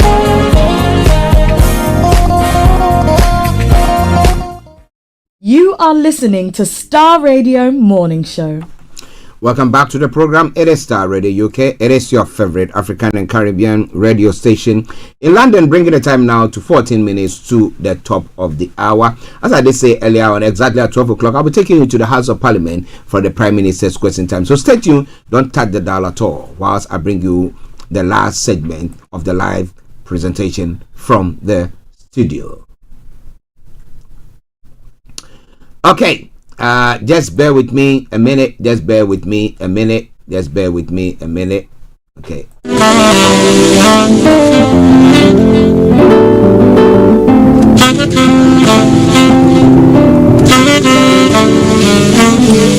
Hey, Charlie. You're on your way to Ghana. Boy, oh boy. You stressed out.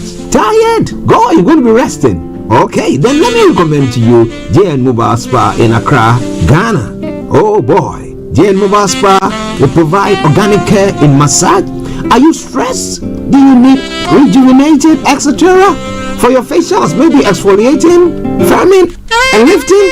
Then contact JN Spa on 00233244941 or 00233200606 and they will be right there on time. JN Mobile Spa, your health and beauty needs at your doorstep.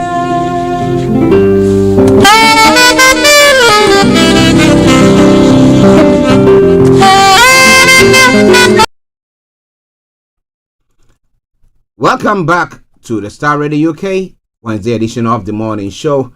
Bringing the time now to 12 minutes to the top of the hour. Let's go through the latter part of the program. Now, US have vetoed, but China is saying the US veto sends wrong message over Gaza. But what do you think? Now, China has sharply criticized the US for vetoing a United Nations Security Council's resolution demanding an immediate ceasefire in Gaza. Beijing said the move sent the wrong message and effectively gave a green light to the continued slaughter. The White House said the Algerian proposed resolution would jeopardize talks to end the war. The U.S. has proposed its own temporary ceasefire resolution, which also warned Israel not to invade the city of Rafah. The Algeria resolution was backed by 13 of the 15 members of the the UN Security Council, with the UK abstaining.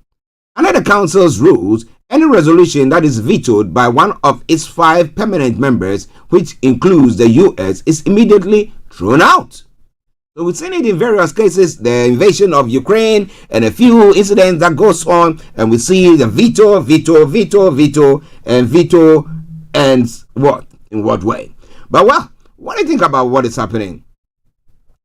So, well, Israel launched its operation in Gaza following the attack by Hamas on southeastern Israel on the 7th of October, during which about 1,200 people were killed and 240 taken hostage. But when it comes to the numbers of people who are being killed in Gaza, we have it to up to 29,000 and counting. That pertains to information coming from the Palestinian Territory Health Ministry. But what can be done to bring about the end of this war that is taking place? Well, so in relation to this war, Israel missile strike on Damascus flat kills 2 Syrians. Information says at least 2 people have been killed in a suspected Israeli missile strike in Syria's capital Damascus, Syrian state media and activists have said. The Syrian military said 2 civilians died when several missiles hit a block of flats at the Kafr Souza district. A monitoring group said 2 foreigners and a Syrian civilian were killed, and that the area was frequented by senior figures from Iran's Revolutionary Guards and Lebanese group Hezbollah. The Israeli military has not commented. However, it has previously acknowledged carrying out hundreds of strikes on targets in Syria that it says are linked to Iran and allied armed groups. Listeners, Star Radio UK at 9 minutes to 12, the Wednesday edition of the morning show, meaning that we are tilting towards me bringing you all those updates, taking you to the House of Parliament for the Prime Minister's question time. Beef production by 3 of the world's biggest meat packers has been linked to illegal deforestation in Brazil, Cerrado, according to campaigners. The savanna, which featured in Planet Earth 3, hosts 5% of Earth species and is a buffer against global warming. In one part of the Cerrado, nearly half of the farms supplying the companies had cut down trees. The Global Witness investigation suggests the company GBS, Minerva, and Mafrig said they acted in line with the local law. The Cerrado sits next to the Amazon, but unlike the neighboring habitat, has not been afforded the same protection. An upcoming EU law to reduce the import of products from deforested land does not include much of the Cerrado. It is not considered a forest under legislation. Well, so you can destroy that one, and then what else?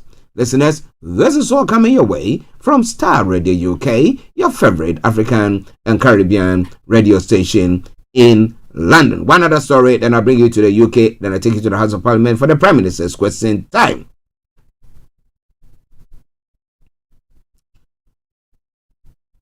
Well, yesterday I did talk about a ship that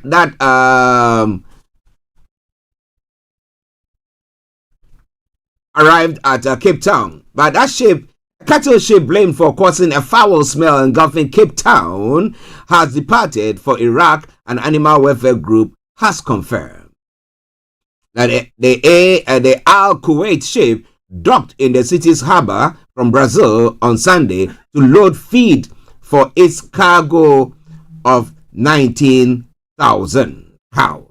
Now, residents soon began complaining of nauseating stench emanating from it. The NSPCA assessed the cattle on board the livestock vessel and described condition as abhorrent, including an extreme build-up of feces and urine. Well, I don't know whether they've ever been able to move such cargo, but they are doing so. I bet you the cleaners, oh gosh, yeah. All right then. A pioneering European satellite is due to fall to Earth in the coming hours. The ERS-2 was a cutting-edge observation platform when it launched in 1995, forging technologies that are now used routinely to monitor the planet. It has been gradually descending since ending operation in 2011 and will take an uncontrolled fiery plunge into the atmosphere sometime today. The European Space Agency says most of the 2-ton satellite will burn up on the way down. It's possible some more robust parts may withstand the intense heating generated during the high-speed dive, but the chance of this fragment hitting populated areas and causing damage are slim. They could land almost anywhere in the world, but with most of the Earth's surface covered by ocean, whatever debris survives to the surface is most likely to be lost at sea. And it's worth highlighting that none of the elements that might re-enter the atmosphere and reach the surface are radioactive or toxic, said Miko Albani from the ESA's Earth Observation Ground Segment Department. So where is it going to be landing? That is the question. Which part? Well. Let us know. I think now we have to work with satellites on our head to be able to monitor where this is going to be landing at. But it is Star Radio UK. Final stories making the round. This is a serious situation. The test firing of a Trident missile from Royal Navy submarine has failed for the second time in a row. The latest test of the UK nuclear deterrent was from HMS Vanguard and was witnessed by the Defence Secretary. The missile booster rockets failed and it landed in the sea close to the launch site, according to the Sun, which first reported the malfunction. When on-patrol missiles will usually carry nuclear warheads, but they are not fitted for test fires.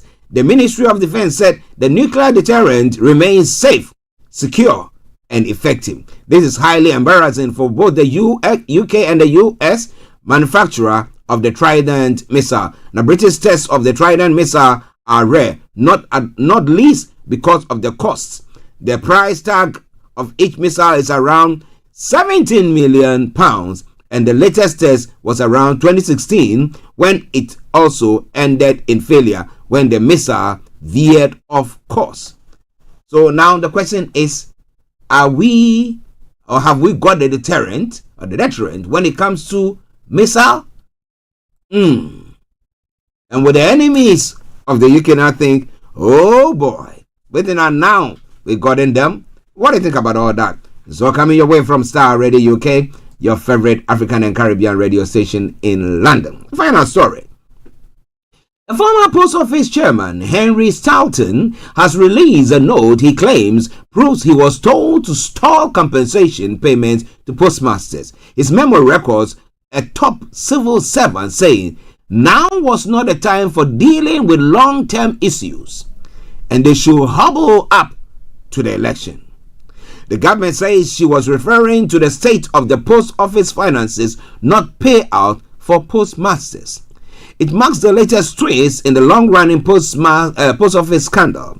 The row between Mr. Staunton, the government, first erupted at the weekend when the former post office chair, who was sacked in January, said in an explosive interview with the Sunday Times that he had been told to slow down compensation payment victims. Now, between 1999 and 2015, hundreds of sub-postmasters and the postmistresses were wrongly prosecuted after faults with Horizon made it look like money was missing from their branches. Ladies and gentlemen, this is Starr Radio UK, and this is where I bring the first part of the program to a close. We're going to be taking you to the Houses of Parliament from the Prime Minister's question time. But for now, it's with me, Archie, and I want to say thank you very much for tuning in this morning to join us on this lovely broadcast. But for you, there will be no need for me to be here. But you know what? Don't you go away, because everything is going to be happening from Sunaki. Let me say Sunak. But Biden calls him Sunaki. I think when he came first, he said Sunaki. So Sunak to the various opposition leaders. Yes. Okay? Yes, just stay tuned and you will have all of them coming your way. Starr.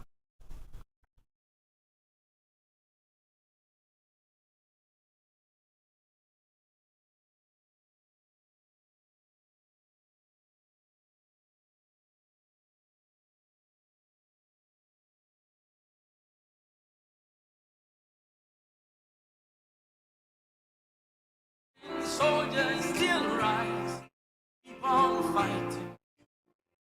One day you lift up your eyes to the skies and your light to be shining. One day you will win. One day. Snap on it.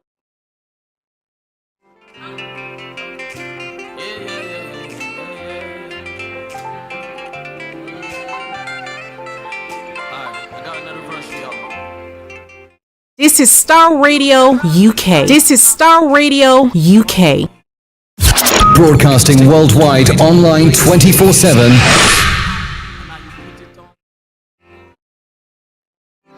Fake life on Instagram and Snapchat got you feeling on.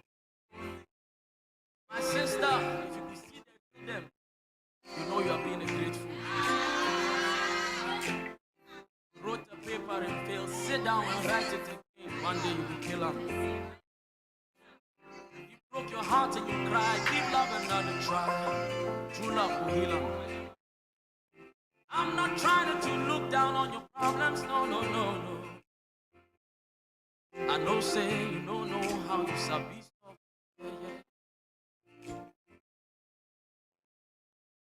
Allow me to introduce to someone I know. He's a specialist in handling cases and issues we don't blow.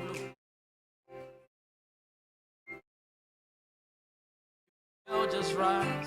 Whole life, freedom, and to return home knowing that Putin had already tried to have him killed was one of the most courageous acts of our time. Together with our allies, we are considering all options to hold Russia and Putin to account, and this morning we sanctioned those running the prison where Alexei Navalny's body still lies. Mr. Speaker, this morning I had meetings with ministerial colleagues and others. In addition to my duties in this House, I shall have further such meetings later today. I know that my right honourable friend will share my horror felt by this House, the oldest People's Assembly in the world, at the acid attack against a woman and 2 children on the streets of London. Does he share my anger that we would still not have been able to deport the perpetrator had he been found because of the so-called European Court of Human Rights? When will we stop bending the knee to this so-called European Court, a travesty of a court? Prime Minister. Mr. Speaker, this was a horrific attack, and my thoughts are with the victim and their families. Obviously, I can't comment on a live investigation, but speaking more broadly, clearly, I don't think it's right for dangerous foreign criminals to be able to stay in our country. And that's why our Nationality and Borders Act made it clear that anyone who is convicted of a crime and gets a sentence of 12 months or more will not be granted asylum in the United Kingdom. That is the common sense position that I believe is supported by the majority of the British public, but one that the Labour Party voted against time and time again. Leader of the Opposition, Keir Starmer. Thank you, Mr. Speaker. Can I start by welcoming the new member for Wellingborough and the new member for Kingswood? I know they will both be powerful advocates for their constituents. On a more sombre note, Mr. Speaker, can I join with the Prime Minister? I was glad to hear what he just had to say, because I'm sure the whole House will join me in sharing our disgust at the death of Alexei Navalny, who, as the Prime Minister said, died because of his efforts to expose the corruption of the Putin regime. It is a reminder that Putin has stolen not just the wealth, but also the future and democracy of the Russian people. Mr. Speaker, would the Prime Minister be prepared personally to repeat the allegation made by his business secretary that the former chair of the Post Office is lying when he says he was told to go slow on compensation for postmasters and limp to the next election? Mr. Speaker, as the Business Secretary said on Monday, she asked Henry Staunton to step down after serious concerns were raised. She set out the reasons for this and the full background in the House earlier this week. But importantly, we have also taken unprecedented steps to ensure that victims of the Horizon scandal do receive compensation as swiftly as possible and in full. Making sure that victims receive justice and compensation remains our #1 priority, and we will shortly bring forward legislation to address this matter soon. I'm not sure that takes us very much further forward, so let me press on, because on Monday the Business Secretary also confirmed categorically that the Post Office was, and I'll quote this in fairness to the Prime Minister, at no point told to delay compensation payments by either an official or a minister from any government department, and at no point was it suggested that a delay would be of benefit to the Treasury. So that's Monday. A note released by the former Post Office chair this morning appears to directly contradict that. And I appreciate the business. This really matters to the people who've been at the heart. I appreciate that the Business Secretary has put the Prime Minister in a tricky position, but will he commit to investigating this matter properly, including whether that categorical statement was correct and why, rather than taking those accusations seriously, she accused a whistleblower of lying? Mr. Speaker, it is worth bearing in mind that, as the Business Secretary said on Monday, she asked Henry Staunton to step down after serious concerns were raised. But this is, on a matter of substance, one of the greatest miscarriages of justice in our nation's history, because people who were working hard serving their communities had their lives and reputations destroyed, and that's why we are working hard to ensure that they get justice and compensation, and that's why we established Sir Win Williams' inquiry. It's why we've already paid out over £150 million of compensation to almost 3,000 victims, and it's why we will introduce new legislation shortly to exonerate those. We will make sure that we do what is needed, that the truth does come to light, we right the wrongs of the past, and crucially, that victims get the justice that they deserve. Mr. Speaker, I do hope the Prime Minister will instigate that investigation into what was said on Monday, because one of the features of this miscarriage is that where concerns have been raised, they've been pushed to one side. And this week we also learned that a 2016 investigation into whether post office branch accounts could be altered was suddenly stopped before it was completed. Now, had that investigation revealed that they could be altered, which we now know to be the case, the livelihoods of those wrongly prosecuted could have been saved. What did government ministers know about it at the time? Mr. Speaker, the Leader of the Opposition has picked one particular date, but it is worth bearing in mind that this scandal has unfolded over decades, Mr. Speaker, and it was actually following a landmark 2019 High Court case that the previous government established a statutory inquiry led by Sir Win Williams, which is uncovering exactly what went wrong, Mr. Speaker, and it is right that that inquiry is allowed to do its work. But also, Mr. Speaker, following the High Court case, the government established an independent advisory board, established not one but 3 different compensation schemes, and as of now, over 2/3 of people have received full and final offers, because what we are focused on is making sure that the victims get the justice and the compensation that they deserve. Mr. Speaker, this information about 2016 has just come to light, I think, this week, which is precisely why I'm asking about it. Considering the Prime Minister's Foreign Secretary was running the government in 2016, and one of the Prime Minister's current Cabinet Office ministers was the Post Office Minister, has he thought to ask either of them what they knew in 2016? No, Mr. Speaker. We did the right thing, which was to set up an independent statutory inquiry. That is the right way to resolve this issue. It's the right way to get victims the truth and the answers they demand. But this government is getting them the compensation that they rightly deserve. Mr. Speaker, as we all know, the Horizon scandal left people isolated, their livelihoods lost, their lives ruined. Some died without ever getting the justice that they deserved. Fears of delay, Prime Minister, or cover-up are causing them anguish. And yesterday, Chris Head, once accused by the Post Office of owing more than £80,000, he said this yesterday: there is a lack of transparency. We need to see the correspondence between the Post Office, the Department and UKGI, because all of the time everything gets shrouded in secrecy. This is his words. Have some respect, please. He's a victim. Now, I appreciate the inquiry is ongoing, but as the Prime Minister knows, and so do I, so does the whole House, that does not provide a reason why he can't draw a line under this, give postmasters like Chris the peace of mind they need, and release all of the correspondence that he wants to see. Will he now do so? Mr. Speaker, as I said, this is one of the greatest miscarriages of justice in our country's history. I don't think that the Leader of the Opposition ever raised with me over these exchanges over the past year. But we are working hard to get victims not just the answers, but the compensation they deserve. But we do now have a statutory inquiry led by Sir Win Williams, who has the powers to get access to all the documentation that he requires, speak to everybody that he needs to. That is the right and proper way to get the truth that the victims deserve. But in the meantime, we are not wasting a moment to get victims the compensation they deserve, and the legislation will be before the House shortly.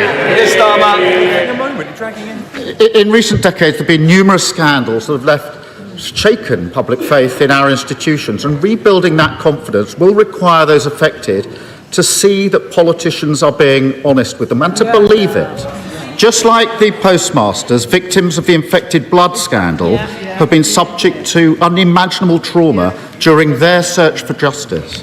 So can the Prime Minister put their minds at ease and tell the House what undertakings he has made to ensure the government is not limping to the election on payments that they are owed by the British state?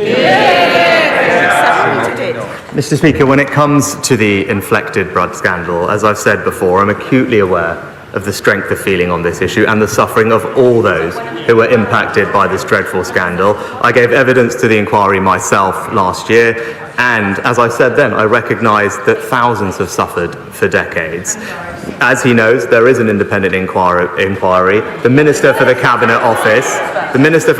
Office, because this is an incredibly complex issue, as he well knows, updated Parliament with the latest government position just before the Christmas recess, announced that the Cabinet Office was appointing an expert group of clinical, legal and social care experts, so it had the relevant expertise to make informed decisions responding to the inquiry's recommendations on compensation when they come, and confirmed that the Department for Health will implement a fully bespoke psychological service for people infected and affected.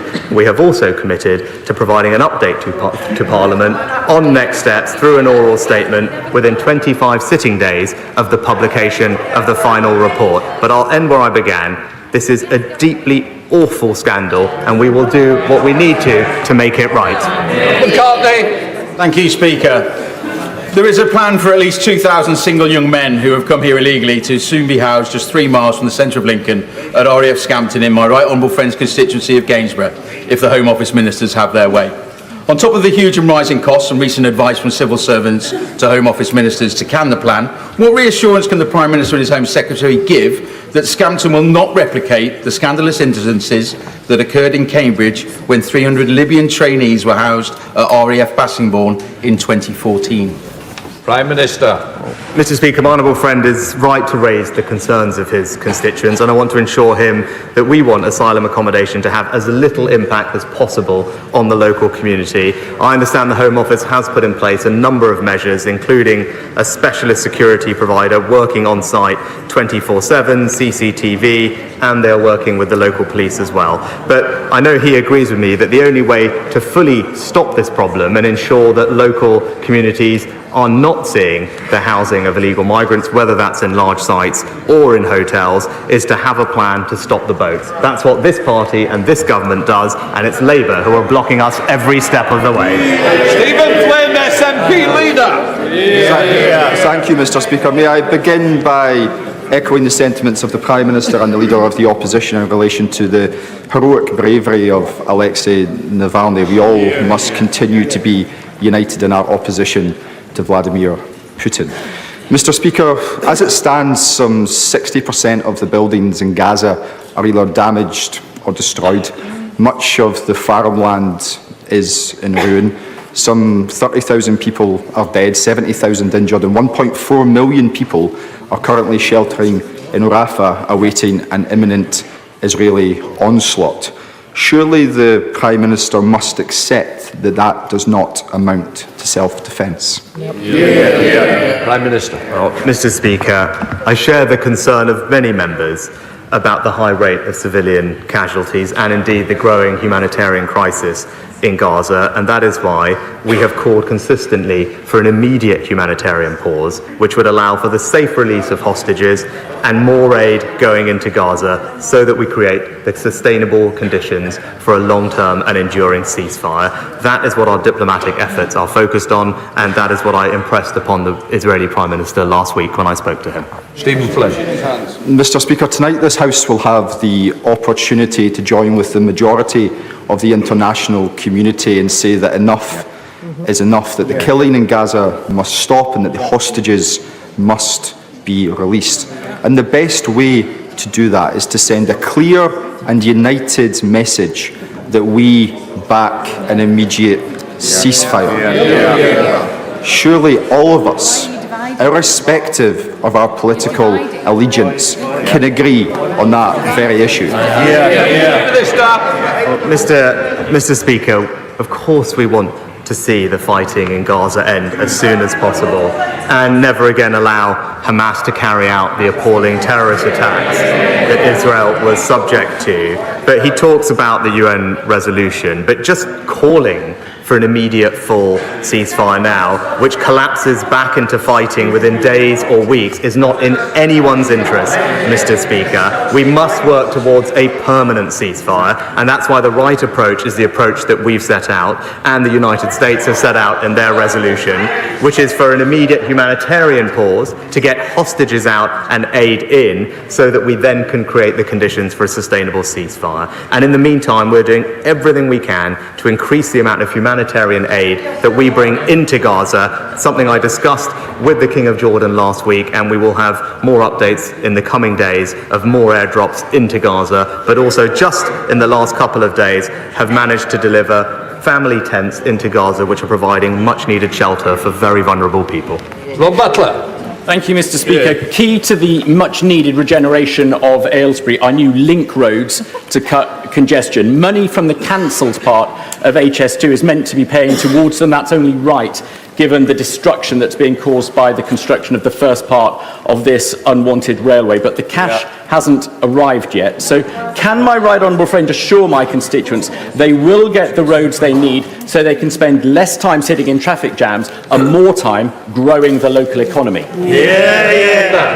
Well, as my honourable friend knows, last autumn we announced the government's vision to redirect £36 billion of savings from HS2 to invest in hundreds of transport projects across the country, including possible increased funding for two projects that I know my honourable friend has campaigned on tirelessly, the South East Aylesbury Link Road and the Aylesbury Eastern Link Road. I know he's met with the relevant minister on a number of occasions to discuss these proposals, and I can tell him that the details of how these funding uplifts will be allocated will be decided very shortly. Neil Hanbait. Over 40,000 North Sea oil and gas jobs are at risk from an incoming Labour administration, and neither Labour, the Tories or the SNP have lifted a finger to save Grangemouth oil refinery from closure. With the passing of last night's petroleum bill, the UK government gave not one but two fingers to Scotland's energy ambitions within the UK. In today's money, can the Prime Minister explain, in today's money, the UK has received over 300 billion in tax receipts from North Sea oil and gas, so why can't the UK government find £80 million to secure Grangemouth's future into and profitability beyond 2025? Mr. Speaker, as I've previously told the House, the future of Grangemouth is a commercial decision for their owners. The site will remain operating as a refinery until at least May 2025. The UK and the Scottish governments are working together to make sure that there are sufficient assurances in place for the support of employees. But when it comes to backing Scottish energy, Mr. Speaker, it's this government that just this week has ensured that we can support British North Sea oil and gas, safeguarding 200,000 jobs and increasing our energy security. It's the SNP and the Labour Party that oppose that, but we will always back our fantastic North Sea economy. Virginia Crosby. Mr. Speaker, does the Prime Minister agree with me and Welsh farmers like Gareth Wyn-Jones that our farmers and food security are vital and that the agricultural budget should be ring-fenced, unlike the Welsh Labour government propped up by Plaid, which is determined to force our farmers out of business with its approach to nitrate vulnerable zones, TB, and its new sustainable farming scheme, which, using Welsh Government's own analysis, is forecast to result in 5,500 job losses and a £200 million hit to the Welsh economy. My honourable friend is an excellent campaigner on behalf of her local farming community, and I know that she's been working hard with Gareth Wyn-Jones to raise their voice, especially where there is so much concern, Mr. Speaker. On this side of the House, we're supporting farmers with more money to grow more British food, in contrast to the plans that she highlighted, which would decimate farming communities in Wales. It's the opposite of what is needed. While we will always back our rural communities across the UK, it's Labour that would take them back to square one. Thank you, Mr. Speaker. It's now over 2 years since the fan-led review on football governance was produced. Will the Prime Minister commit now to setting up an independent regulator with the upfront power to intervene to achieve a fairer distribution of the enormous riches which football has, to ensure that no community in the future loses its football club like happened in Bury? Will he commit to bring legislation forward urgently, or is he going to leave it for a future Labour government to act on behalf of football fans? Well, Mr. Speaker, the independent regulator will put fans back at the heart of football and help to deliver a sustainable future for all clubs. That delivers on our manifesto commitment, and the government is engaged in discussions with industry, and as was part of our King's speech, as the honourable gentleman knows. But I'm glad he brought up Bury Football Club, because it was the honourable member on this side of the House for Bury who ensured £1 million of funding to safeguard that football club, and that's what we're doing to communities up and down the country, Mr. Speaker. GP surgeries promised in planning applications take far too long to be built. So can we clear away the obstacles and make it easier for our amazing family doctors to use additional consulting rooms that they're happy with elsewhere in the community, so that GPs and the many extra prescribing nurses they're now employing can see more patients now while they wait for bespoke premises to be built? Prime Minister.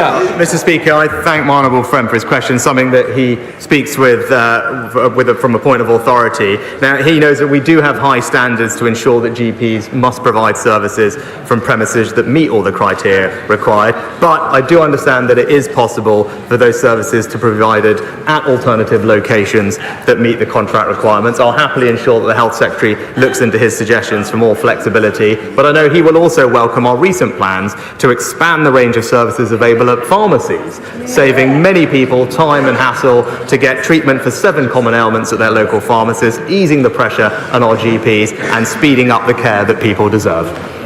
Pete Wishart. Mr. Speaker, I was in the House on 18th March 2003 when this House voted to go to war on Iraq on the demands of the then Labour government. What followed was death, misery and destruction on an almost unimaginable scale.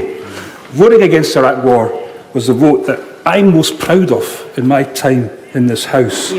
Today, after 29,000 deaths in Gaza, we face a vote of similar significance. Does the Prime Minister believe that MPs today should look back with that same pride, knowing that they have done everything possible to stop the death, destruction and misery tonight? Prime Minister. Mr. Speaker, nobody wants to see the fighting in Gaza go on for a moment longer than is necessary. Nobody wants to see innocent civilians suffer, and that's why we're doing absolutely everything we can to bring about an immediate humanitarian pause, allowing for the safe release of hostages, which the honourable gentleman failed to mention, I believe, but also getting more aid into Gaza to create the conditions for a genuinely sustainable ceasefire. That is the position that is shared by our allies. That is what our diplomatic efforts are focused on, and that's what our motion tonight will reflect. Andrew Rosenberg.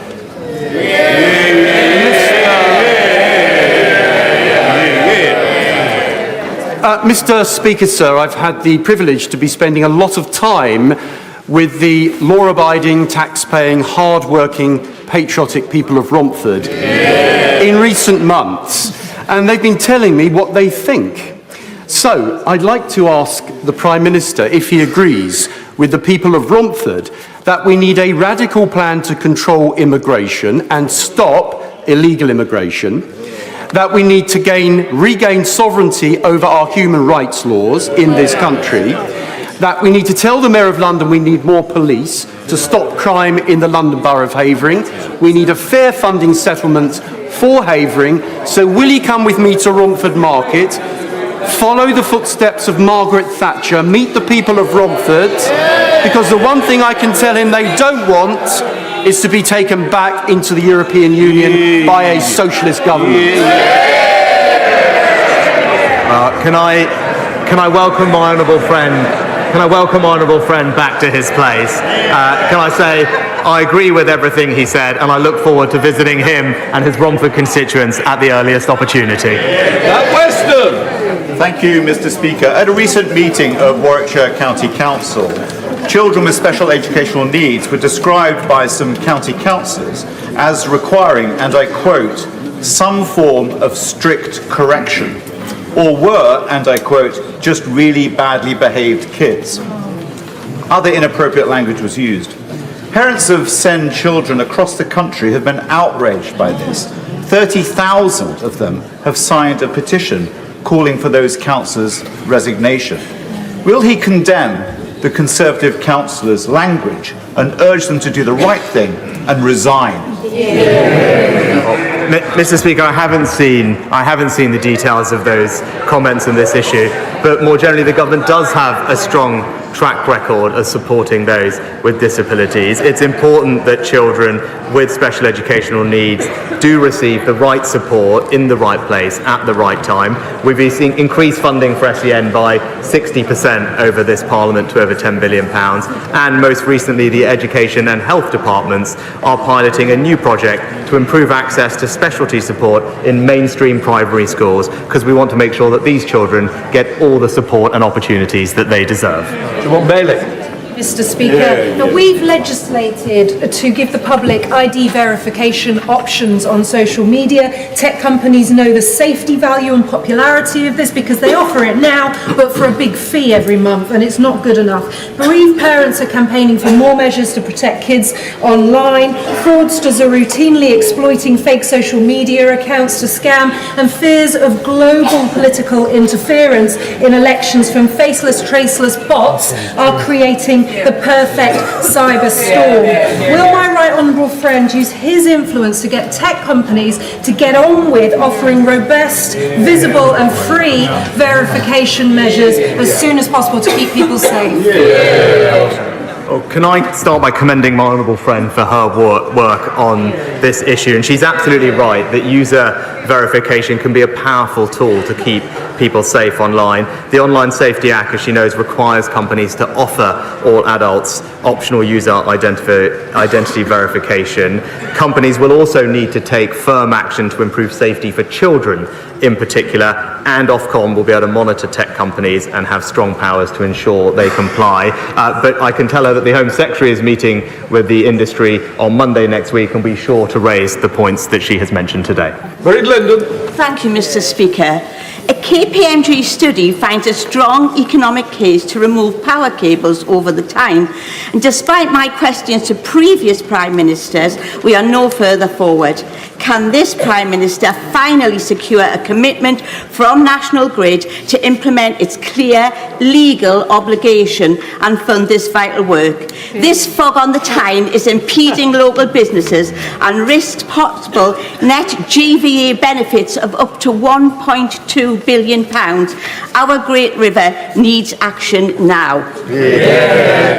Mr. Speaker, I'm very happy to look into the issue that the Honourable Lady raised, but what would be damaging to the North East and the Tyne are her party's plans to stick with their completely ridiculous 2030 decarbonisation target with absolutely no plan to pay for it, which just means higher taxes for everyone in her constituency and the country.